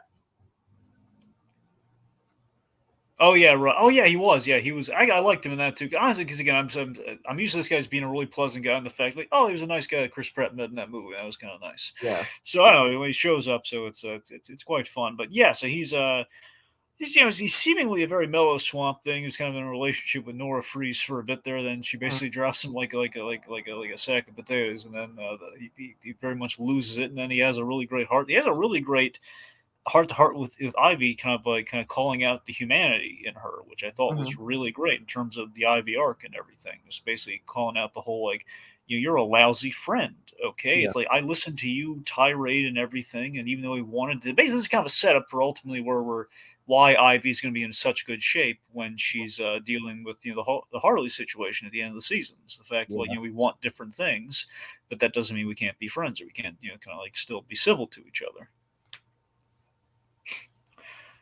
And we reveal at the end of the episode who has Frank and who has Frank. Bruce Wayne. Yeah, bum bum bum. Oh, by the way, we should mention this. This episode, the B plot of this episode, is we kind of focus on the swamp thing of it all. Yeah, so our build up to Bruce Wayne was that we saw Bruce Wayne and Selena Kyle's relationship issues, and they had a couples therapy with the Music Meister. That was such a hilarious moment when with that reveal. It's like, but it was also very interesting when they went into song.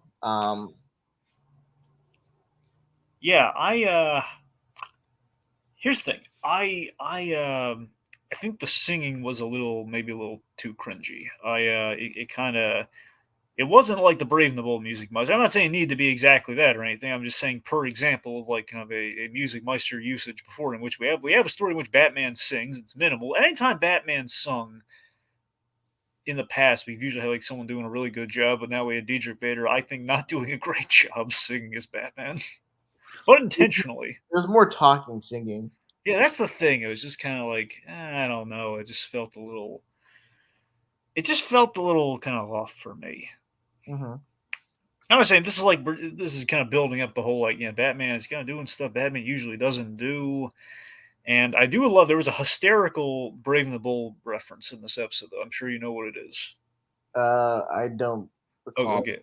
So it's the whole Batman's offering Selena nachos, and he says, "Alfred, nachos." The idea there's that famous scene in Brave and the Bold where Batman has he's been cloned into multiple sides of his Uh, personality. and when, Batman does not eat nachos.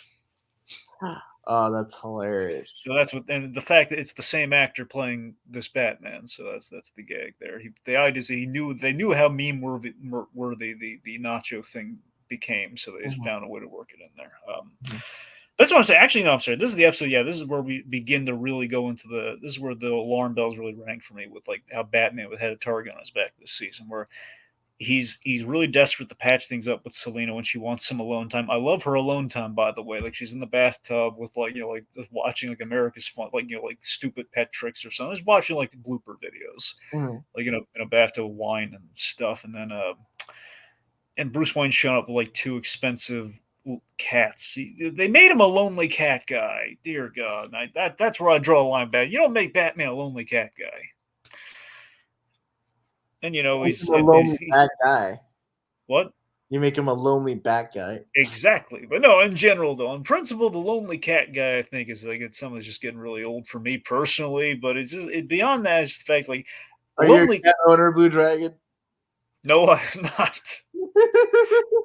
That's the thing. Honestly, I look down on the whole cat ownership thing. I gotta be honest. Nothing against anyone who has cats, but I don't know. I just personally, I just can't like.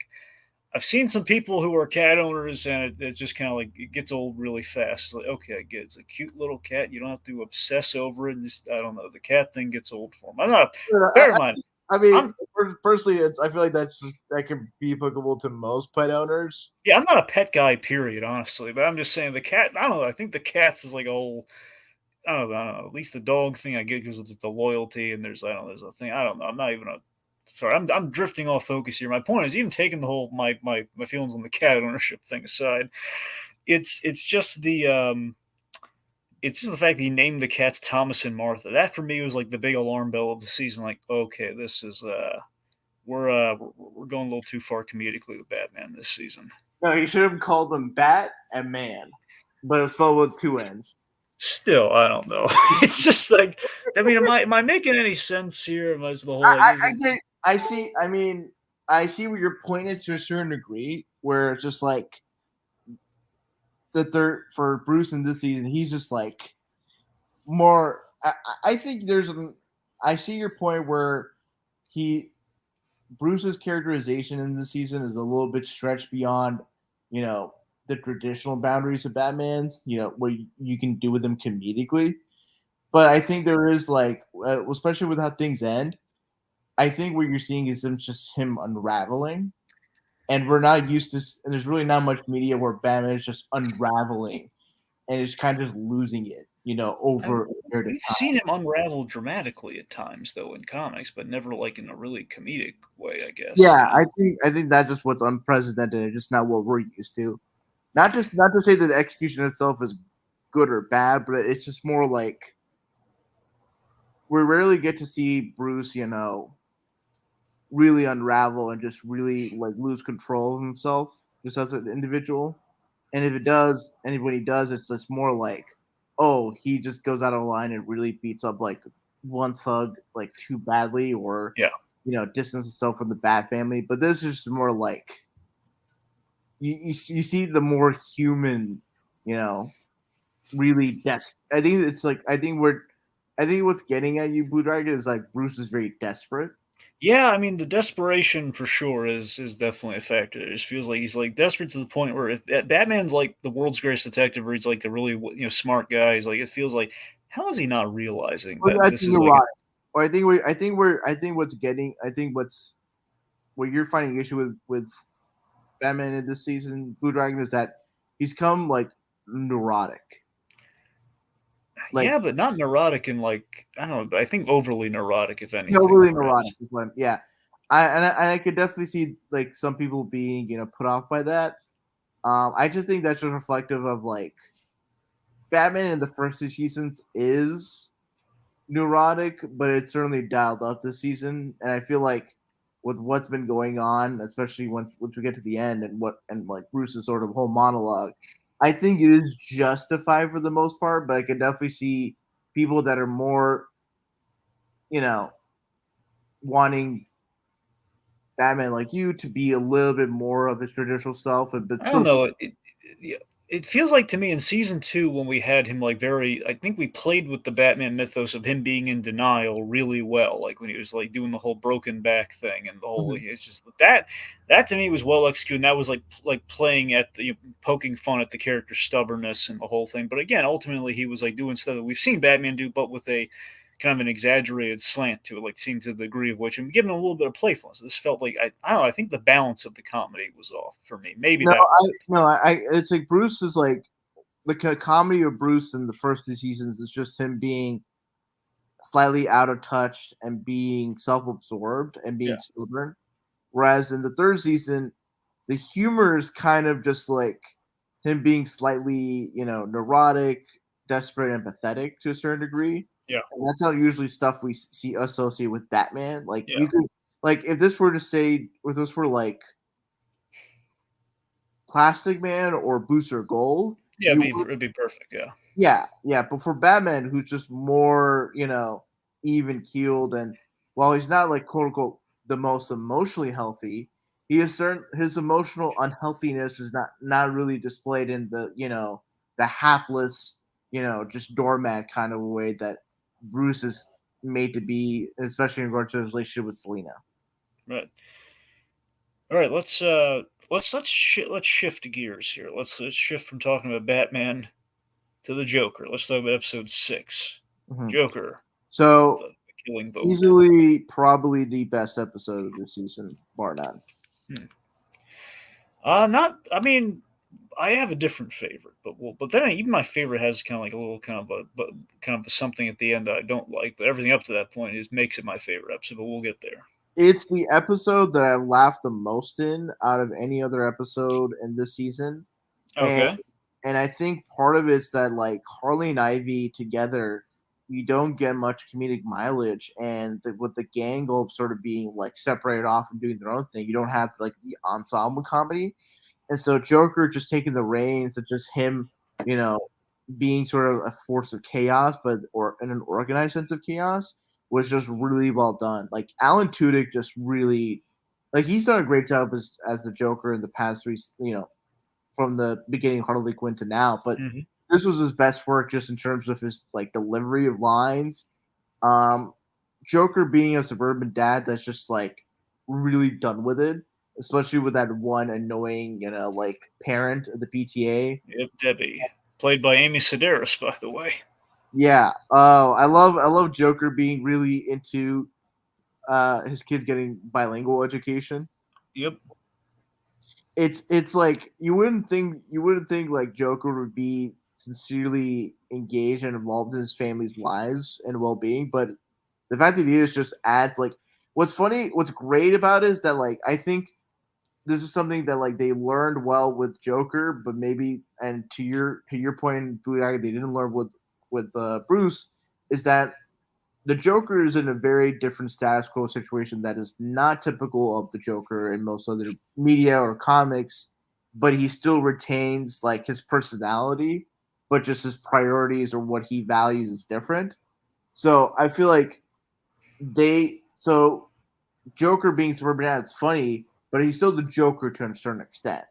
Yeah. And I think to your point, Blue Dragon, I think they just the writers for this season didn't have that kind of focus or balance with Bruce. Yeah, you know, it's kind of interesting where with the Batman thing, it's that it feels like to me, and it was so minimal this season, if you really think about it. When he's in the costume, he's on point, but when he's out of the costume, it's again we're showing. I mean, I think that's kind of like the ground rules they're playing with there. Because the thing about every time we've had him before, only for like one episode did we really see Bruce Wayne out of the costume. Up to that point, Batman was very much again a little out of touch, but he was very much characterized as Batman. In Yeah, this season, less Batman. I think Batman only has like really as like that one episode, episode two, where he's like, "Wait, what movie?" And then after that's when he kind of falls to pieces outside the costume. yeah, So yeah, but anyway, so with the Joker stuff here, so of course Joker, he's a suburban dad, which is an interesting. It's an interesting and kind of a risky idea. We're taking Joker kind of away from villainy, and that's interesting thing this season. Where obviously this season very influenced by Batman White Knight, which we do the whole yes, Jack Napier thing, especially which in is the end. fascinating. Yeah, I'm so glad you pointed out because at the end of we'll get to this when we finish when we talk about the last episode, but I with what they do with Bruce at the end is like, oh, did not realize they were taking inspiration from this. This is certainly Yeah, a direction. there's a lot of White Knight in this in a good way. So I mean, that's the interesting thing. We're okay. So we're taking Joker kind of because Joker doesn't really he doesn't do any real crime this season if you think about it. Outside that Villy Awards thing, and even that was just maybe him cashing in on his villainy, and they're not really supposed to hurt each other at the Villy Awards. So by Yeah, logic, Joker didn't really. It's so weird. Joker not really doing anything villainous this season, which is that to me is new territory. But it's again, as so long as I think ultimately, so long as something goes wrong in the future, perhaps with this, I think I'm good with it. But I don't know, man. It works. It's just kind of really weird. I really love like his Joker's campaigning. It's like I am a socialist. It's just I like am a socialist. yeah. Oh, and it's like, oh, we get free universal health care. And then I love their homaging of '89 with the parade. Yeah, the parade put him in the big brimmed hat, just like Jack Nicholson had, and he's like driving the giant like the birthday cake float and everything. It looks a little like the Killing Joke kind of throne, which is really funny. And Two Face, kidnapping Benicio and taking him to like basically the abandoned playground from Killing Joke. So that's the thing. So with the Killing Joke, so one, there's a whole boatload of Joker references Mhm. in this episode. The opening is like a sitcom opening with a whole bunch of Oh Joker yes, nods, where God. he's We like didn't. wearing the I sweater did- that Joker's costume this season. Like the main thing he wears when he's not wearing the suit is he's wearing like kind of like a cardigan sweater, but it's like colored like the Joaquin Phoenix Joker, and he's dancing down the stairway of That's right. toys. Yeah. It would have been funny if like his cardigan or just like the outfit that he wore outside the typical Joker outfit is like what the Joker wore for the Christmas episode. And I know yeah. It sounds. I mean, it's a little indicative of that slightly with the cardigan. So yeah, it's kind of. Let's see. So also, it's funny in the theme, in the kind of the sitcom theme song they have where they're putting up like the Full House credits. yeah, yeah, You had lyrics in the song that were Joker nods, like one he's putting a smile on the pancake's face, and then he's the biggest laugh was they made fun of the Jared Leto society thing from the yes, extended. yes, Oh yeah, well I guess not even from the extended Suicide Squad thing, from the Snyder cut Justice League thing. yeah. The whole we live in a society. Didn't even make it into the final movie. I don't think we have Mhm. that. Let's see. So we have that, and we have okay. I don't know. There's some other Joker nods in there too. But the point being, Mhm. wait until they get a load of us. That's the lyric. That's what. I Yes. was looking for. So let's see. So Joker runs for mayor against Jim Gordon. This is where we get the Pez gag, by the way. And of course, he's robbing banks and giving it directly to the citizens. He's doing the Mhm. '89 thing, and yeah. So with that, we go to an amusement park to rescue Benicio. So it's kind of a big old flip on Killing Joke with the fact that he has to work with Jim Gordon essentially to preserve the sanity of Gotham. Is like a wonderful twist on Killing Yeah, Joke, yeah, and I love that. So this is where this is ultimately the good thing is that even though Gordon was a little out of character by having him dumbed down, like he's running, and this is what I'm talking about the exaggeration. Gordon was running against the mayor who was impaled by like a giant pipe, who was And the fact that that didn't kill him, the fact that we poisoned that guy just to kill him, and Two Face did that. This is the whole. I guess I'm saying things were a little exaggerated with the I'm whole like surprised they didn't, and especially for the mayor, they didn't go for like a clot, like you know, a known, politician or mobster figure, like Roland Daggett or Hamilton Hill or any like yeah, like yeah, Hamilton Hill would have been probably the Cooper go-to. Thorne, something like that.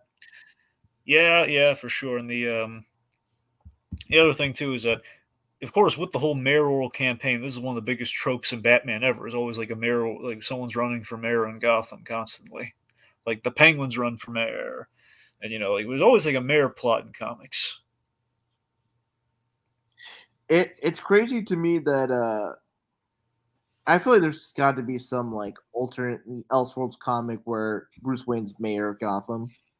Well, again, Oliver Queen was mayor. I know he ran for mayor. I Well, think he was he mayor. was mayor Yeah, for like what, a year or two. yeah. I mean, I think it was at least for a season, if not two. So yeah, he was. So I know he ran for mayor, and then he became mayor. I Oh no, remember that. he was also a mayor for a bit in Star City in the comics. Yeah, no, it tracks. Yeah, you're right. So yeah, it's the fact that we kind of make people, make people mayors for a bit. Even so, again, possibly Bruce Wayne could have. And Thomas Wayne was, I believe, was running for mayor in some iterations of the thing of the comics as well. So like, I think Earth One, he was running for mayor, possibly. I think Earth One Mm, was he? Because I remember like they thought that was the reason the Penguin had him killed, or at least it was implied to have had him killed in Earth One. oh, that's right, yeah. And then in no, he didn't. No, he didn't run for mayor in Telltale. No, Uh, no, no, he no, no. he ran for mayor in the Batman. Wait, the Bat? Oh, right, that the Batman. Yeah, Right? yeah, Yes, yeah. you're right. So when we say the Batman, my mind goes No, to the. I'm talking about Matt Reeves Batman. Yeah, no, Oh, you're right. Yeah, you're right. okay, He did run for mayor. that's where they took inspiration from. Because for me, it felt like for just as an aside, Matt Reeves Batman felt like it was taking a lot of inspiration from Telltale. But I remember like it's also taking inspiration from Batman Earth One. For sure, yeah. Yeah. All right, Um, let's see. So I like that with point being with the Gordon stuff and him kind of losing his way. Like, what platform is he even running on for mayor? Like, what's his slogan? What's his goal? And the fact that he didn't really have a good answer, and he kind of picked Two Face over Barbara.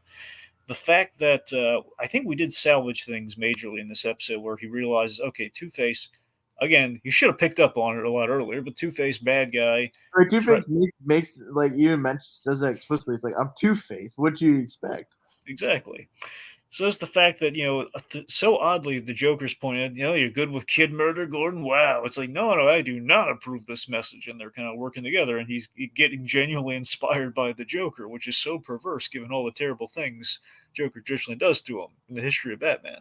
Oh yeah, especially remember Sarah S. and Gordon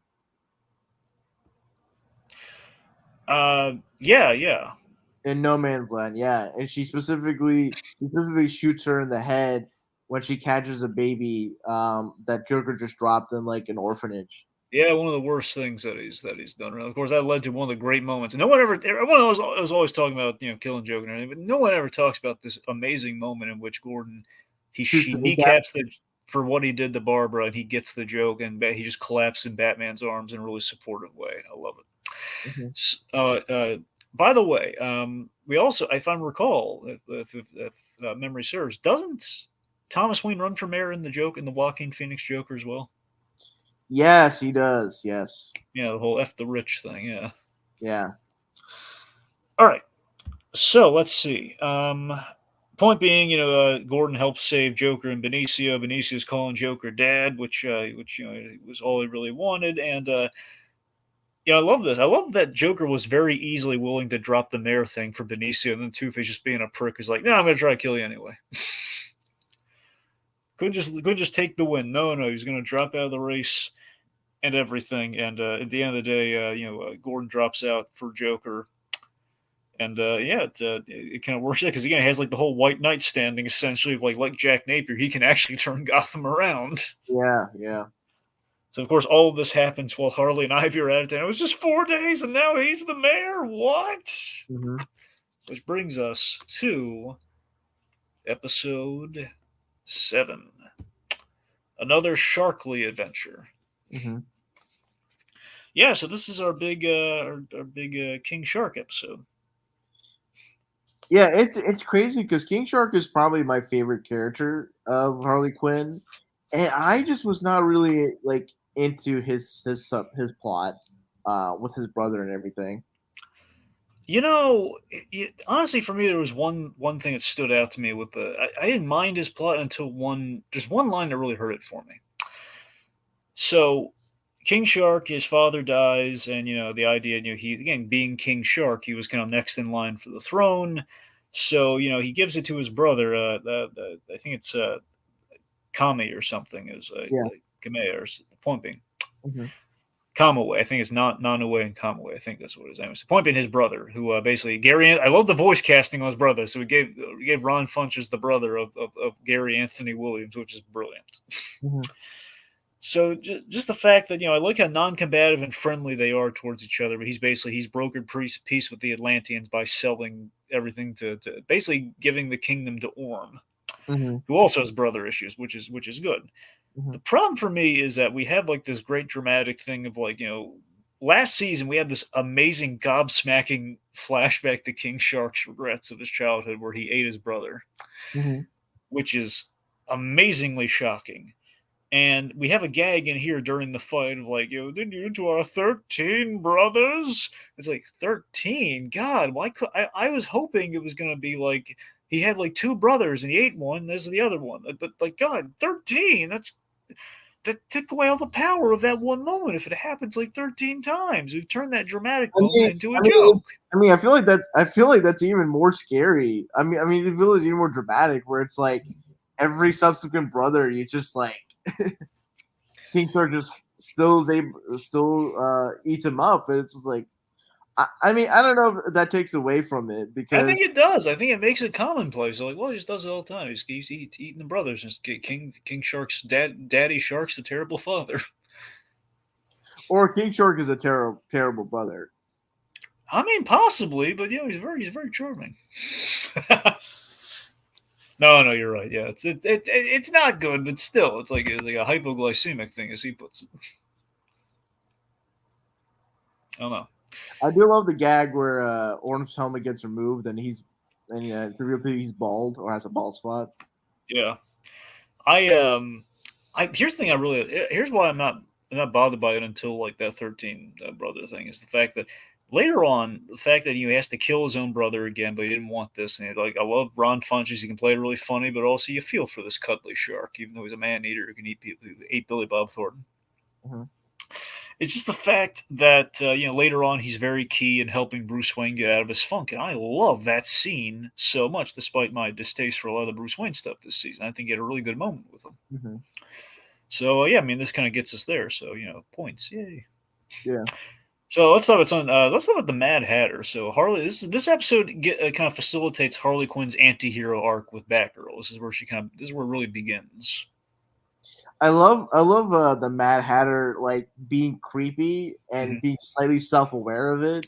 Yeah, because this has been an infamous thing for many iterations of the Mad Hatter in like recent, not just recent years, but for a while. It's like we've been going the creepier, like the whole kind of possible pedophile direction with the Mad Hatter. So yeah, we kind of call that how creepy it really is.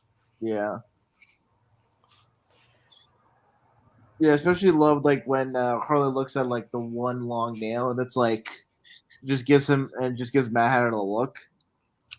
Yep, it's just the fact that he's like sniffing hair and everything. Like I understand it may have come across as creepy. My mother did it to me, and it turned out fine. He's like, is it the hat? Does the hat make me look creepy? Is that it? It's the fact he's making an effort, but it's just not going well. That's really funny. And the fact that he like says, "Oh, we're not going to kill her. We're just going to do chapter 6 of Through the Looking Glass." Like, no, I haven't seen the movie yet. I'm out of here.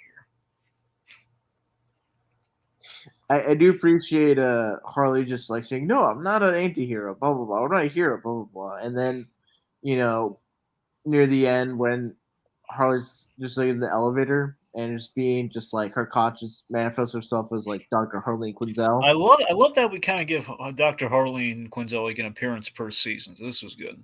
Hmm. Really good. And then Harley saving Batgirl was just like a fun moment, and also the action was pretty well done with between them and Mad Hatter's goons. I love Mad Hatter is kind of sadistic. It's a Mad Hatter thing to do. I thought this is really cool, and it's the fact of like he's playing Russian roulette with like cyanide in the Oh tea. yes, That's a yes. really cool Mad Hatter idea, man. I love that. Mhm. Yeah, then of course Harley Quinn. Just I love this. Just to contradict Batgirl. It's like beats beats Mad Hatter to death. Did you just do him to contradict me? Yep. Like no, and just leaves. And of course, she takes out Bruce Wayne so she can interrogate him to find out where Frank is. Yeah, this is like what? How many villains has Harley Well, it's Quinn? funny you mention that because literally in the Villies we showed like the in memoriam thing of all the villains that have been killed in Harley Quinn. Like the Penguin, kind of Mister Freeze. I mean, it was kind of a he kind of sacrificed himself, but she caused that. Yeah, Queen of Let's. Fables. I'm sorry, who? Queen of Fables. Yeah, Queen of Fables. Yeah, that's three. Yeah. Um, Honestly, I think that's well again now the Mad Hatter, so that's four. Mm-hmm. I think it's about it. I think so far she's got a body count of four. She was going to kill the rest of them. I ended up just with the four. Yeah. Oh, and Granny Goodness. Well, that was kind of Doctor Psycho helping her, but Granny Goodness. So Well, I think they just knocked her out. They didn't kill her. I don't know. She was like bleeding out when that thing was knocked on her. I I don't mean, know. she's a new god, so Oh like, yeah, she's probably fine ultimately. I don't know. Maybe you're right. I mean, like freaking Mr. Miracle was like bloodied up when Harley just was trying to get the mother box from him, and Yeah. I think, Oh, also remember she killed that poor henchman once. Remember the whole Harley oh, Quinn? cancer ray, yeah. Did you give me cancer? And Harley's like, why would they make this? I love that gag so much. I think it's the funniest gag in the Harley Quinn Well, show. and the goon just runs out. It's like, I'm gonna spend Christmas with my kids. I love it so much. It's just, I'm so sorry. Uh, Funny. Anyway, so that brings us to episode 8. Now, this is my favorite of the season. No, Honestly, I'll and think about it. Like, yeah, this is Blue Dragons. I think this is my like second favorite. I could say they're both tied. Like these are probably the highlights. I loved everything but the end of this episode.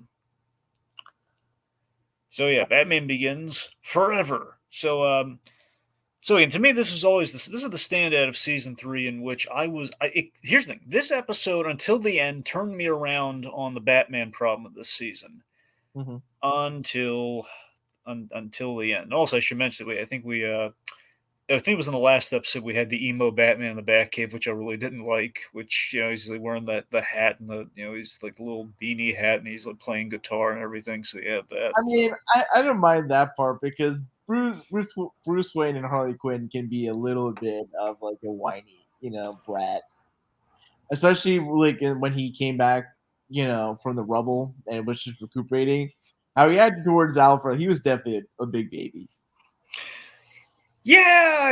Well, I don't know. Again, that was still like more I pointed. Like, mean, okay, if Batman like, can't really do anything, he would be a little petulant, just like a little ticked off. He can't do anything, so I kind of buy that more than like, okay, now it's just being completely whiny.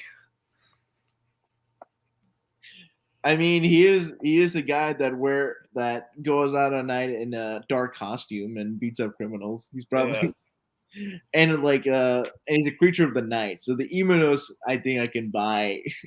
but it Him. wasn't even like Robert Pattinson like emo Batman. I don't know. But even that, I don't know.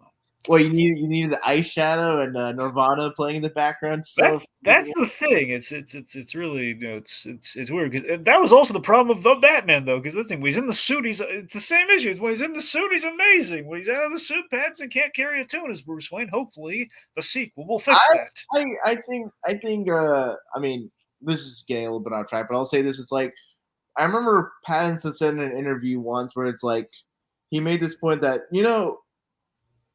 people expect Bruce and for traditional Batman to be like, oh, he can play this billionaire playboy and then play Batman, and it's like it's really sociopathic to just play different roles rather than to just kind of be yourself and Right. then learn to sort of. So I think where Bruce starts off, it's supposed to be supposed to be establishing a character arc that likely will carry over into a second and third movie where he creates a persona.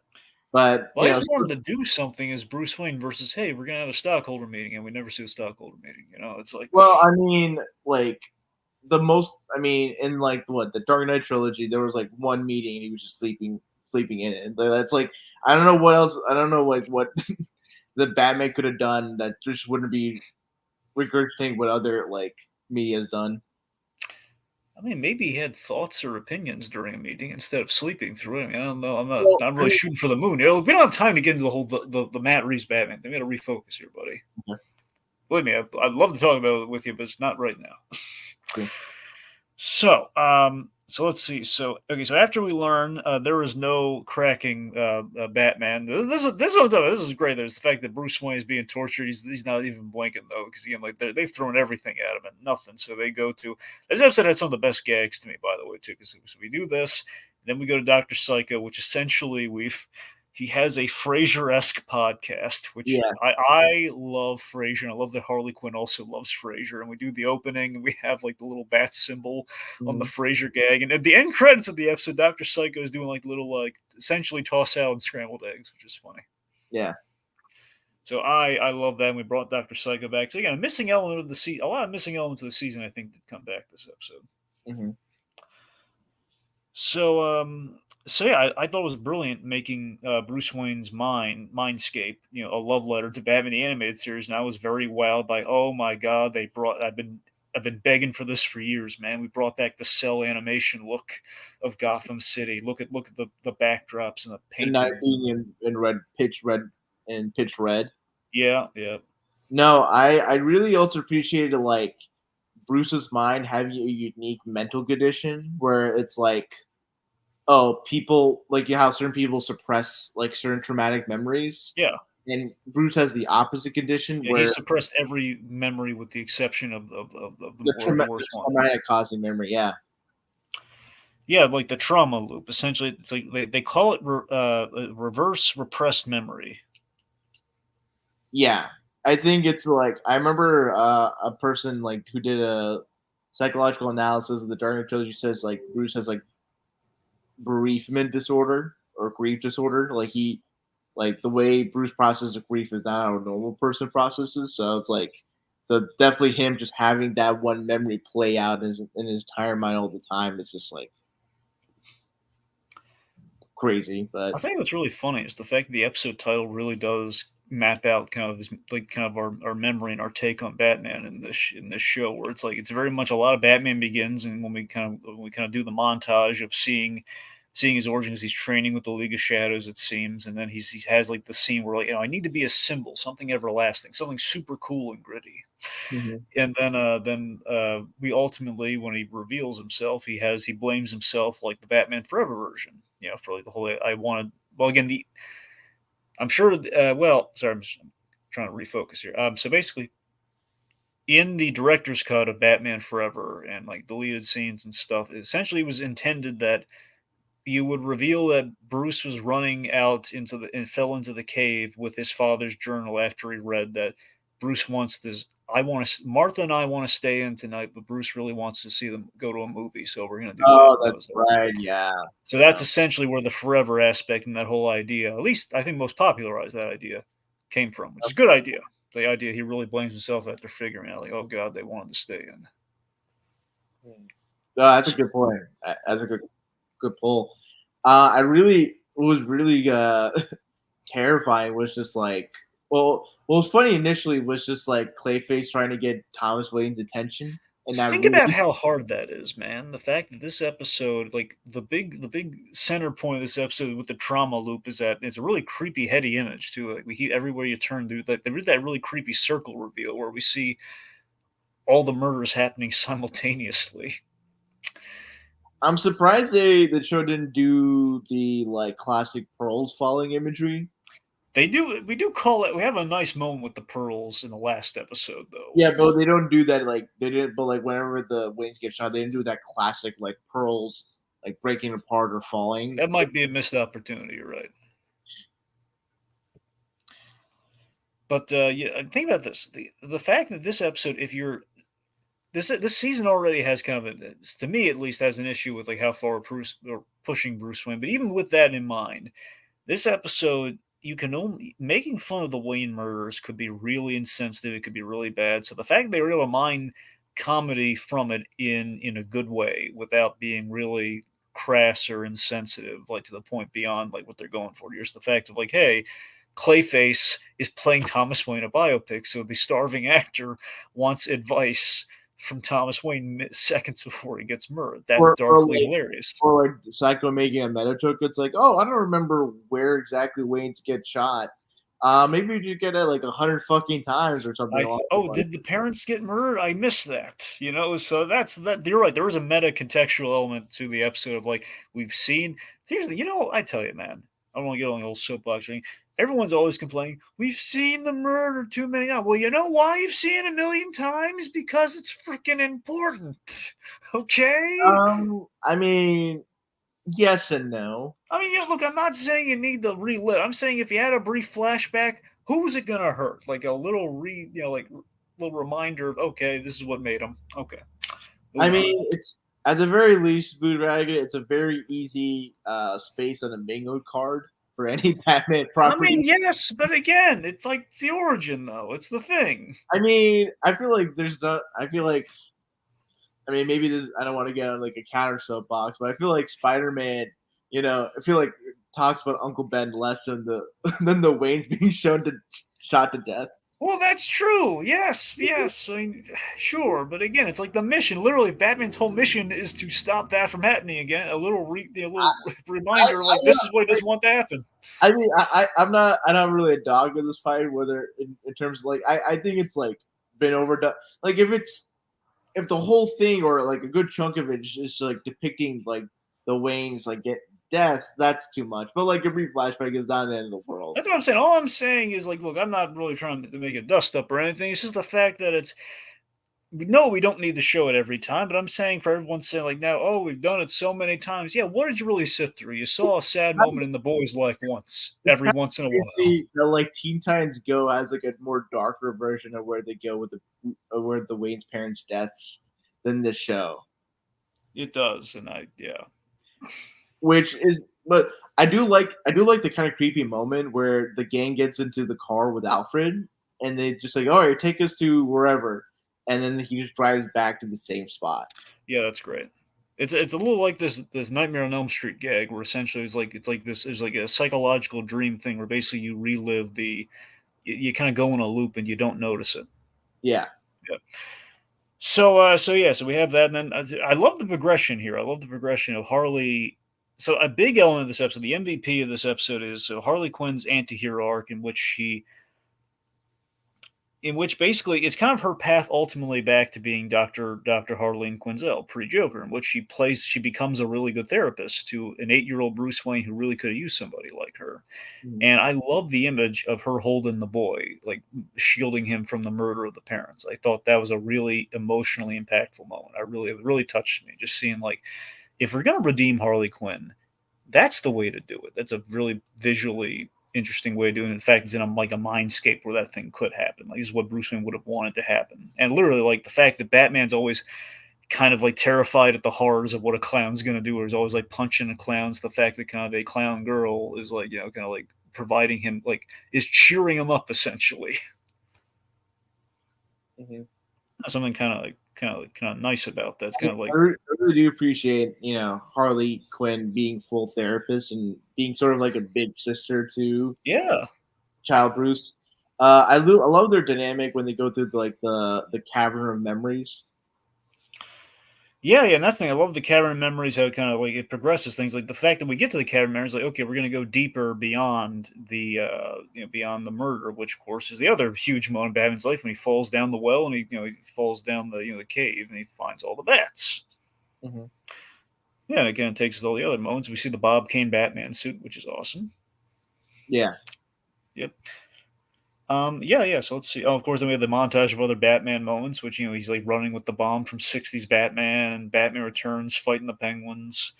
Mhm. And of course, some of my favorite stuff. I love when Batman saves people. So seeing him save the kids and everything, as much as it inspires me, it's inspiring Harley Quinn. I love that. Like, oh man, she's really good. We're ushering into the anti-hero. She's respecting Batman instead of just blindly following the Joker. And I don't like Batman.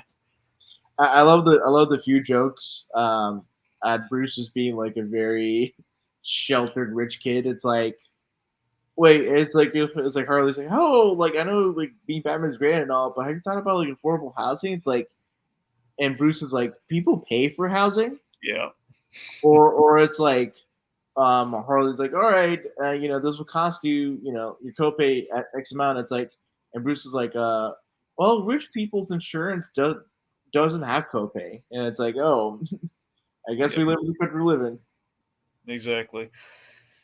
So let's see. We have like this moment with like the Joker's death trap, where Harley kind of confronts her former self in kind of the animated series. You know, Harley Quinn like jester costume and everything, and they have like a moment where Harley's like dressed like Robin, and they're kind of fighting.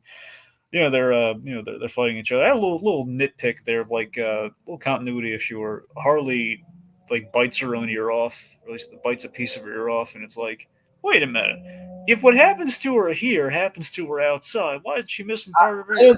I don't think that's a memory. I think that's just like a fantasy or just like an imagination of Bruce.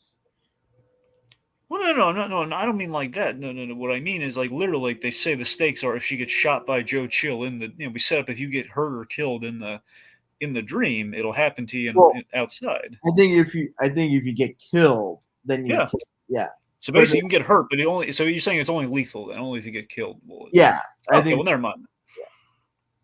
That's a good point.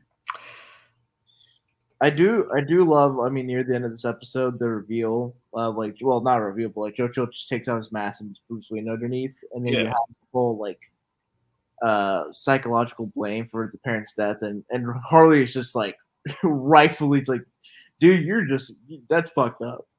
I love. Like, it's one of those gags you've always. You can kind of like the James Corden gag. I love this gag. I've always wanted to hear it brought up with Batman. We've never done it. It's the fact that really an Antonio Banderas movie did this to you. No, not the Antonio Banderas one. There's the black and white. Never mind. I love that. It's the fact no one ever talks about. Yeah, if we ever, you gotta wonder, like years down the line, Batman's been around so long. At some point, they're going to use the Antonio Banderas one, so it would age right if we did an update on Batman. Like, no, like the Or they roughly. just change, or they just change from Bruce watching a Zorro movie to Bruce watching a Great Ghost movie.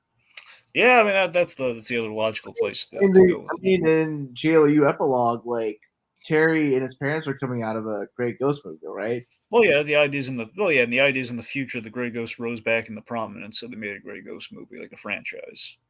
Or like a Zorro level character, Yeah, you know? exactly. He became the next Zorro. Is the idea? Yeah. Yeah. All right. Let's see. So, again, Bruce blamed himself very much a la Batman Forever, and we were so Harley Quinn promises to help him, but she needs to be outside to do that. So poor Bruce has, let's go watch your parents die, champ. Mhm.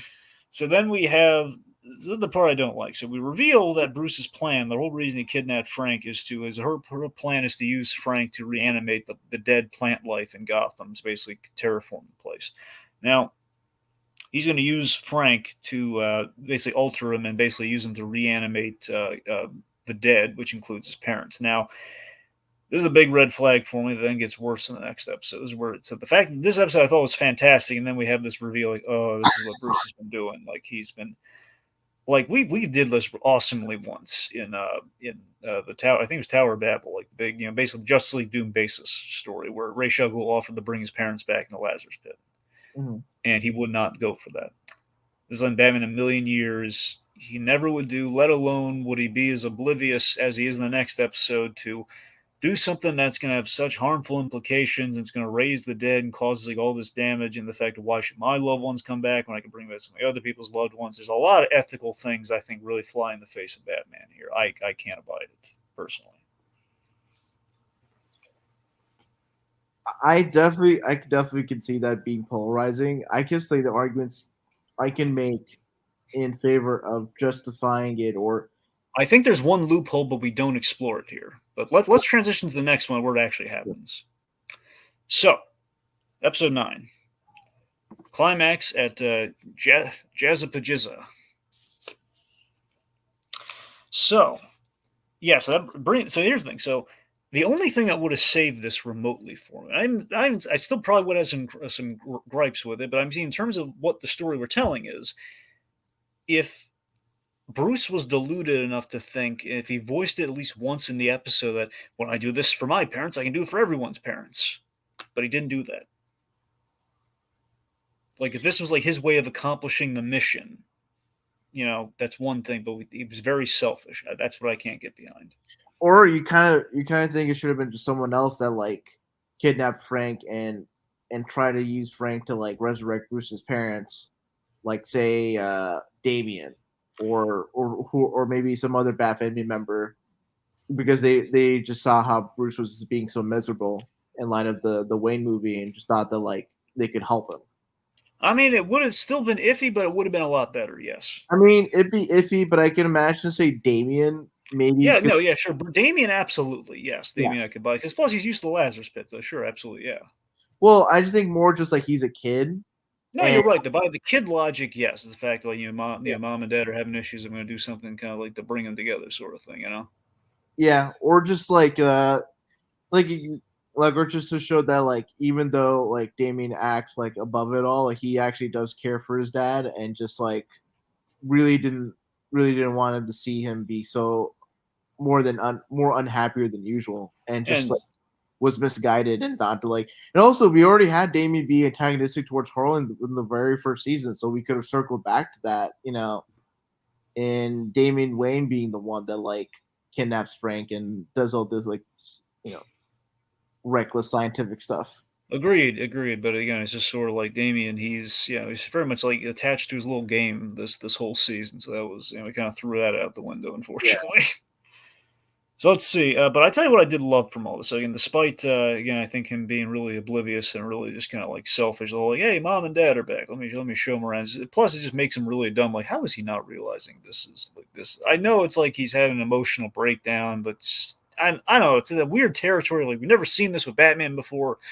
But it feels wrong in our execution. But what I do like is how King Shark, he has a conversation with King Shark, who's lost his father and his brother through unusual means. But he is, he's kind of relating. It's the fact that we had this absurd, wonderfully absurd shark character relating to Batman on this really genuine human level, and kind of snaps him out of this delusion. I love that.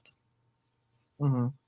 And then, of course, ultimately he offers to kill his parents for him when they're zombies. Like, oh, thank you. That takes a little bit of load off. You may want to cover your ears and turn away. Like, that was great. But our main thing this episode, so the idea is that Ivy, she had to kind of alter her plans to include like an undead army of sorts, and so she's terraforming Gotham, and this is where Harley realizes maybe that's not a good thing, terraforming the planet. Yeah. So she becomes like Ivy's always kind of on the fringes, not like being like a full villain or anything. She was always just kind of like an environmental, like kind of a again, she was labeled like an eco-terrorist, when really she was like an environmentalist, and ultimately now she's become full villain. We put her in the full Poison Ivy outfit with the kitten heels and everything. Yeah. Yeah, so this is kind of a great transition between where those two started off as in the first season. Hmm. I really appreciated our Harley's like dynamic with Nightwing and Batgirl.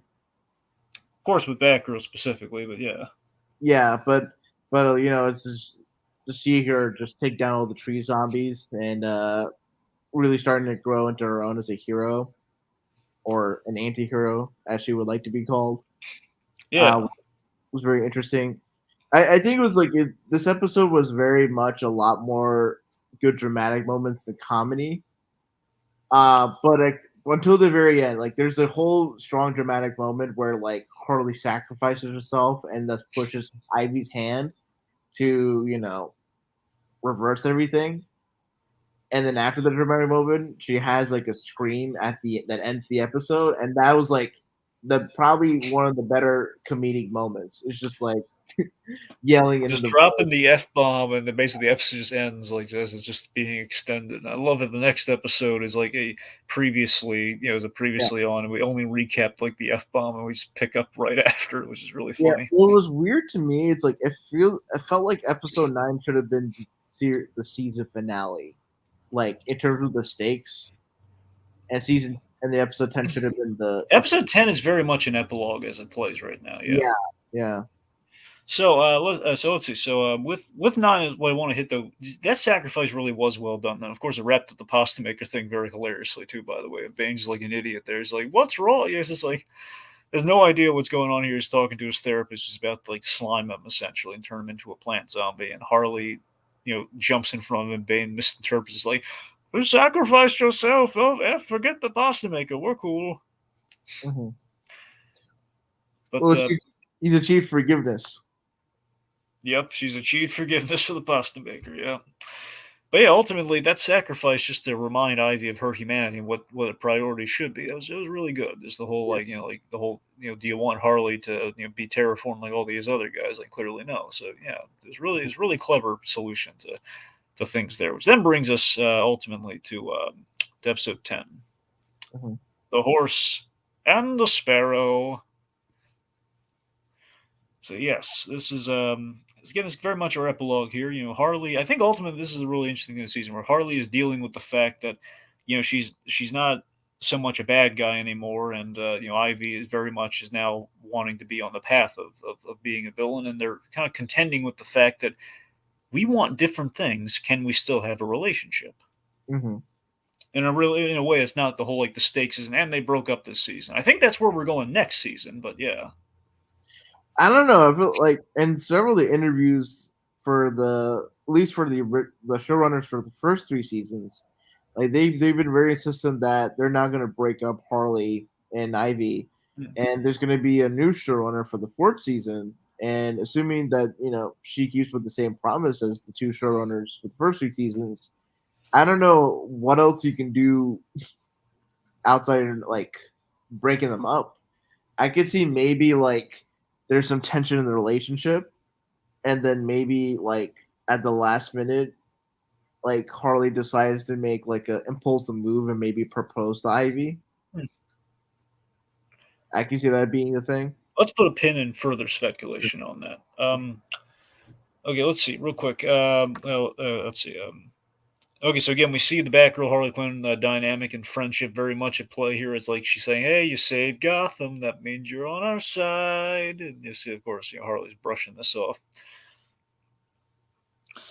Let's see. Lex offers Ivy basically to lead a Gotham section of the Legion of Doom.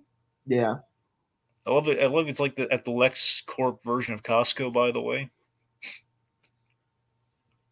All the big TVs and like buying in bulk and everything. It's just kind of yeah, funny. Like Frank's like a child in like a little basket. that was funny. Yeah.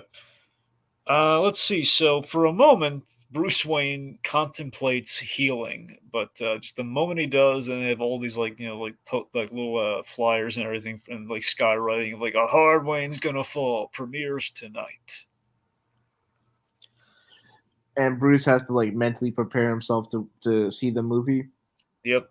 And again, I think about how bad taste is. Like literally, the pearls, Martha Wayne's pearls, are like in a little display case in the lobby. Like, good God.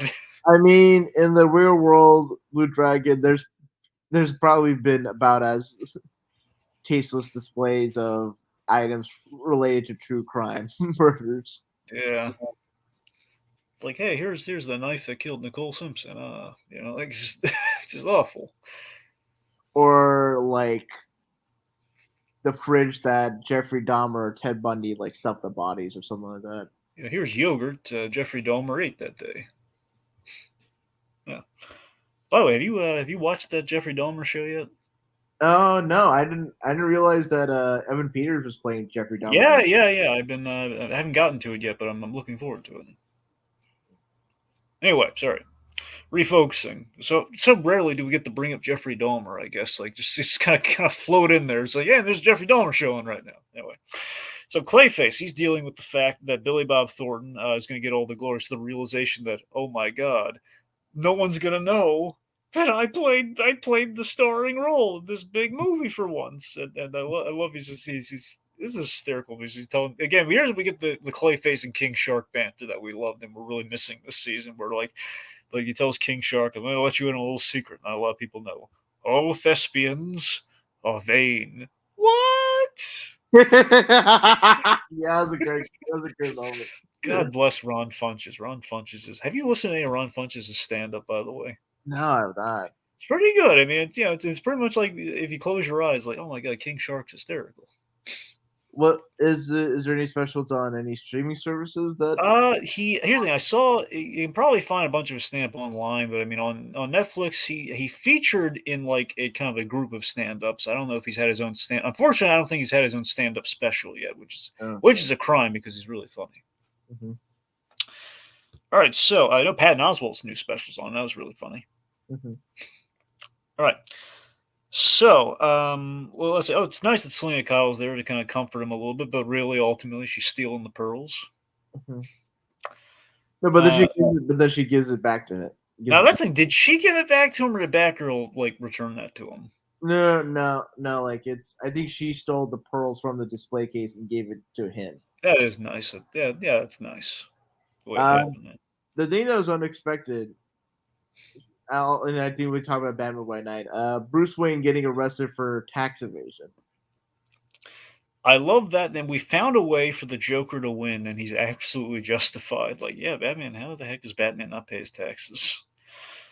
But yeah, and it's the fact that he is very much White Knight esque, where Joker's whole platform as a mayor is like like basically tax the rich and use it to give people like free healthcare and free college and stuff, which is It's like mad. No, I love the joke. It's like it's like mad at my evil lair tax. It's only 0.5%. yeah, and it's going to pay for free college.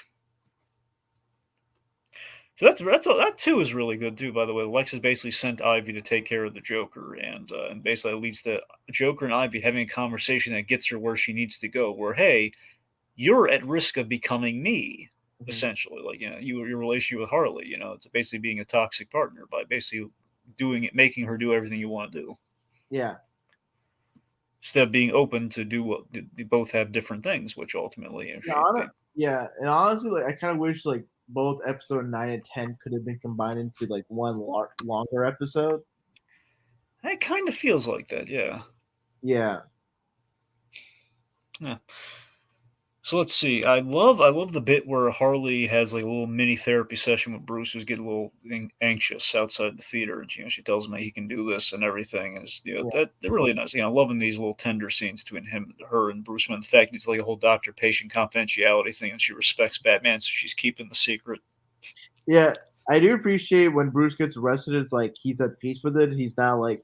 And I kind of think Bruce Dragon, to your point, I feel like him getting arrested, even though it wasn't arrested for causing a zombie apocalypse, kind of is his punishment or karma.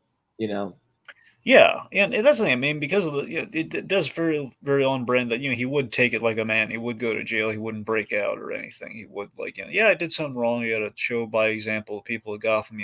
That applies to us. And again, it is kind of Bruce Wayne growing up that like, hey, maybe if I had been kind of turning a blind eye to kind of the wealth gap in Gotham, this is probably me setting an example for it. And this, I got to and take ownership of that. and also it's a key point of character development for Bruce in this show because in season 2 he is sort of very not wanting to have anyone else like sharing the spotlight, especially Batgirl, and the fact that he's okay with her taking the lead while he was in jail, is certainly character growth in his part. I still don't think he was jealous of Batgirl in season two. I think it was just like he was worried, oh gosh, I she's gonna mean, die. no, he said like, "Oh, aren't like when Batgirl give like set her follower count Aren't they on." mostly bots? That Yeah. whole thing, right? I don't know. I think that was a genuine question. I don't think that was. I don't think that was like. I don't know. Maybe you're right. I don't know. I don't think one. I don't think one gag necessarily makes maybe that's not the best argument. I was going to say maybe one. I don't think one gag necessarily Also the makes way, the pattern. also like his like him making fun of Alfred's British culture. You're just like, were Want a you? scone? And Alfred doesn't even like challenges like yes, but we also fought among other things. Yes. Yeah. Yeah. But yeah. So again, we kind of found out. Now, what's interesting though, the whole. I was a little worried in the episode 8 where he went into Bruce's mind, where the fact, oh god, I appreciate that we're kind of building up that okay, she's getting close, but she's not finding out that he's Batman, and ultimately she does. I'm thinking, oh wow, she's found out that he's Batman. However, think about it though, Joker. in season one found out that he was Batman. But then again, Joker's kind of insulated because you have the whole Scott Snyder thing. Joker probably already knows, but he just doesn't like to, doesn't really care. So yeah, the fact I don't know, I think we found a good niche for the idea that it's the whole doctor-patient confidentiality thing. So I really like how that whole thing timed. I just want to get that in there somewhere because I forgot to mention it earlier. Yeah. Let's see. So against the Joker, we kind of found a way to have the Joker win this season, which is so perverse. In which he's found a way to actually defeat Batman, who he knows is Batman, by arresting him for tax evasion. Mhm. And yeah, he's putting Batgirl in charge, and with Batgirl in charge, she brings in Harley Quinn, or at least allows Harley Quinn to join the Bat family. Yeah. Yeah, yeah. So yeah, now think about this, Rohit. This is a very recent idea. I mean, she's very recently officially become a member of the Bat family. I mean, she's been an anti-hero longer, but yeah, No, I know that, but I mean, literally, like working with, like, she's now, like, I think in the comics now, she's like a part of the Bat family. hasn't been. I feel like it's been what since 2018, 2019, maybe 2017. Well, at the end of Joker War, I think she was like officially letting the fold. So whenever Joker War ended, which is probably maybe like a year or two ago. I mean, at least a year. Yeah. So not that long, but yeah, I mean, I think it's relatively recent. I mean, also White Knight. The White Knight was 2018, so they're pulling from that for this. So Yeah. wait, was White Knight 2017 or 2018?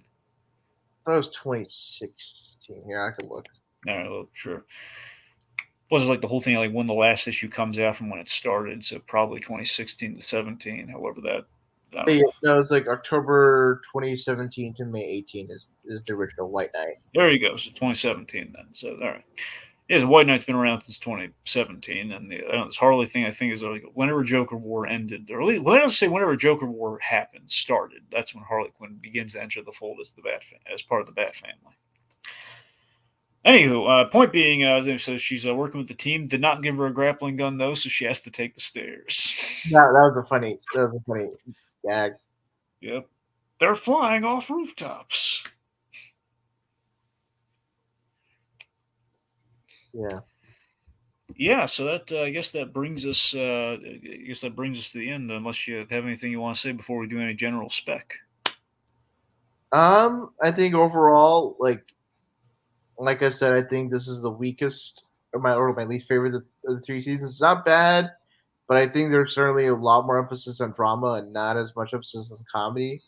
So I guess we'll get into the speculation, but I just kind of hope there's just a little bit more of an effort to do more comedy in an ensemble setting rather than just the season where characters split off doing their own thing. I just hope that it's a little bit more centralized. Let me ask you something. Going into, oh, I'm sorry, yeah, but in relation to rounding things out, yeah, I think, yeah, this season again, maybe I don't know if I'm in a minority or what here. Just like I'm not crazy about how we portrayed Batman this season. That to me was like a big turnoff. I think you had a lot more valid reasons for the whole, the whole division of characters, and maybe that did bifurcate our story. And overall, season does not feel as tightly knit as the previous seasons. We're always like building towards something. Like we're building towards the Ivy Kite Man wedding, and ultimately, how that went south for them, and then became the Harley Ivy story, and then you have the the whole Harley making the separation from Joker. Like we had very simple kind of direct goals for the season here, where this is like, okay, hey, this season is facing a very challenging position of, okay, you've gotten the girl, where do we go from here? It's just good times, right? Well, again, good Yeah. times isn't really a lot of story conflict, and there's Mhm. only so long you can go with the whole, hey, there's a threat of the relationship going away. And they really got to get creative, or else you're going to run out of juice there. So they need to step things up for next season. I mean, No hopefully with question. the that might be a new showrunner, like it can that can kind of give a bit of a creative reboot or a refresh. So let me clarify. So our same showrunners worked on season three, correct? Yeah, for season 1 and 2, correct. Okay, now, so are they involved at all in season four and going forward, or is it like with the showrunner, or what? I think the my understanding is that they're going to be focusing on Noonan's the Kaiman spinoff, and so probably Okay, so the original showrunners are on Kite Man right now. yeah, or like heavily involved with that. And then for season 4, they have a showrunner who's been a staff writer for the first 2 or 3 seasons. Okay, okay, that's okay. It's not like I was worried from like a foreign entity completely. Be like, No, no. no, this is someone that's like written episodes for the show. Okay, well that's I think that's good. I mean, it'd be interesting to find out like what episodes they worked on. But yes, I can look it up right now as you can just go to generous speculation. sure, sure. Okay, well, I mean, general speculation. I mean, I think the only direction the story can go from here is Ivy potentially being a member like leading a section of the Legion of Doom would put her in opposition to Harley Quinn, which basically would end up in a either at like episode 5 or by the end of the season like a breakup between the two of them, but hopefully like a mature mutual breakup, like that we can't make this work, and then they would just kind of be separate in like a fifth season or whatever onward. I mean that's my speculation where the story can go, but I don't. That's the name, and the whole marriage thing is another thing too. Which I mean, that would be interesting doing like a wedding of the century thing with those, with those two. But yeah, So I have the episodes that she's written on up by IMDb. So she's okay, written Harl Ivy, The Runaway Bridesmaid, Bachelorette, and Catwoman. hmm. Okay, not exactly the most. Well, again, I can't really judge a writer just by the episodes, but it feels like not exactly the strongest line. I mean, the first episode this season was rather funny for sure. Was the Runaway Bride thing the ending of last season? Yes, it was the last episode of season 2. Okay, that's okay. That's I think that's the standout of the bunch, if you ask me, of those episodes mentioned. Because Bachelorette was not my favorite, if I recall. Yeah, and then she wrote Catwoman. Yeah, I mean that was okay. That was fine. No, that was the I think we had like the Trap episode, the Doctor Trap. The guy with the. Yes, that's the one. So I mean that's the thing. You had some. There's some fun ones in the bunch. So I mean, it's not bad. considering Harley and Ivy together, fourth season, and the two of the best episodes with them as a couple or as like romantically together is like 2 out of the 4 episodes of this writer's not the showrunner. I think that's a pretty good, It good. might be a good omen. It might be. Yeah. Yeah. Okay. All right. Yeah. So just in general, though, I do wonder. Let me ask you this: with the shakeups at HBO Max, do you think we're going to get a fifth season? Or I mean, this might be as far too. But maybe we have to see the fourth season before we can make that call. But I mean, generally, do you think should we be wrapping things up in season 4? I think this show is relatively popular enough to survive whatever, if if Warner Brothers goes through another merger again with Universal, I think this show is still relatively popular enough to warrant like a season 5. I think, but I'm just in terms of just like longevity, I am very curious, like because I have to imagine the writers would think that there's a certain endpoint that they have in mind, or like past a certain season, I feel like that like you'll start to see diminishing returns. But I don't know when that season is. I feel like it would typically maybe be like season 8 or season 7, the earliest.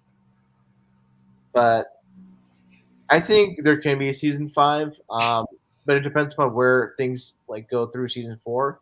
I can see where maybe it's like okay, they have really just one story left, and maybe ending at season 5, you have like give or take.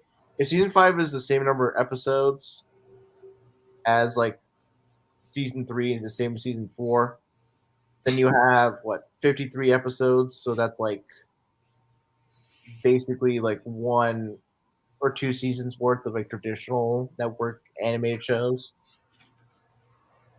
But yeah, I think like you said, Dragon. It's really dependent on what happens in season 4. I am curious like what's going to be the overarching plot of season 4. Because season 1 it was like Harley wanting to establish her as a villain, and then her having to go up against Queen of Fables and Joker. And season 2 was like her, wanting to find, establish a relationship, and then having to deal with the likes of like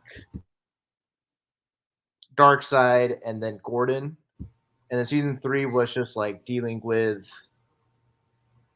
really Batman. So I just don't know for season 4 who they're gonna have as the overarching antagonist.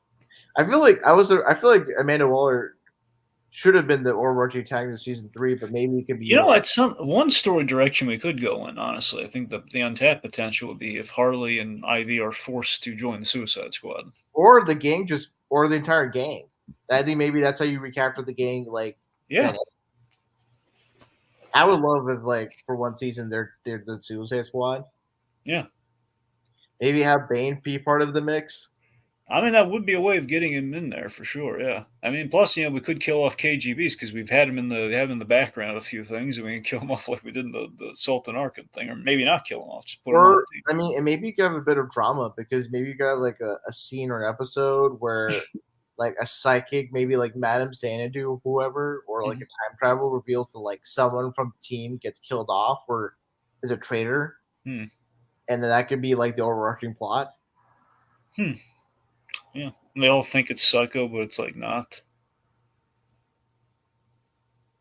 It's like, well, I think it would be too obvious for a big reveal to be Harley and Ivy, so it would probably be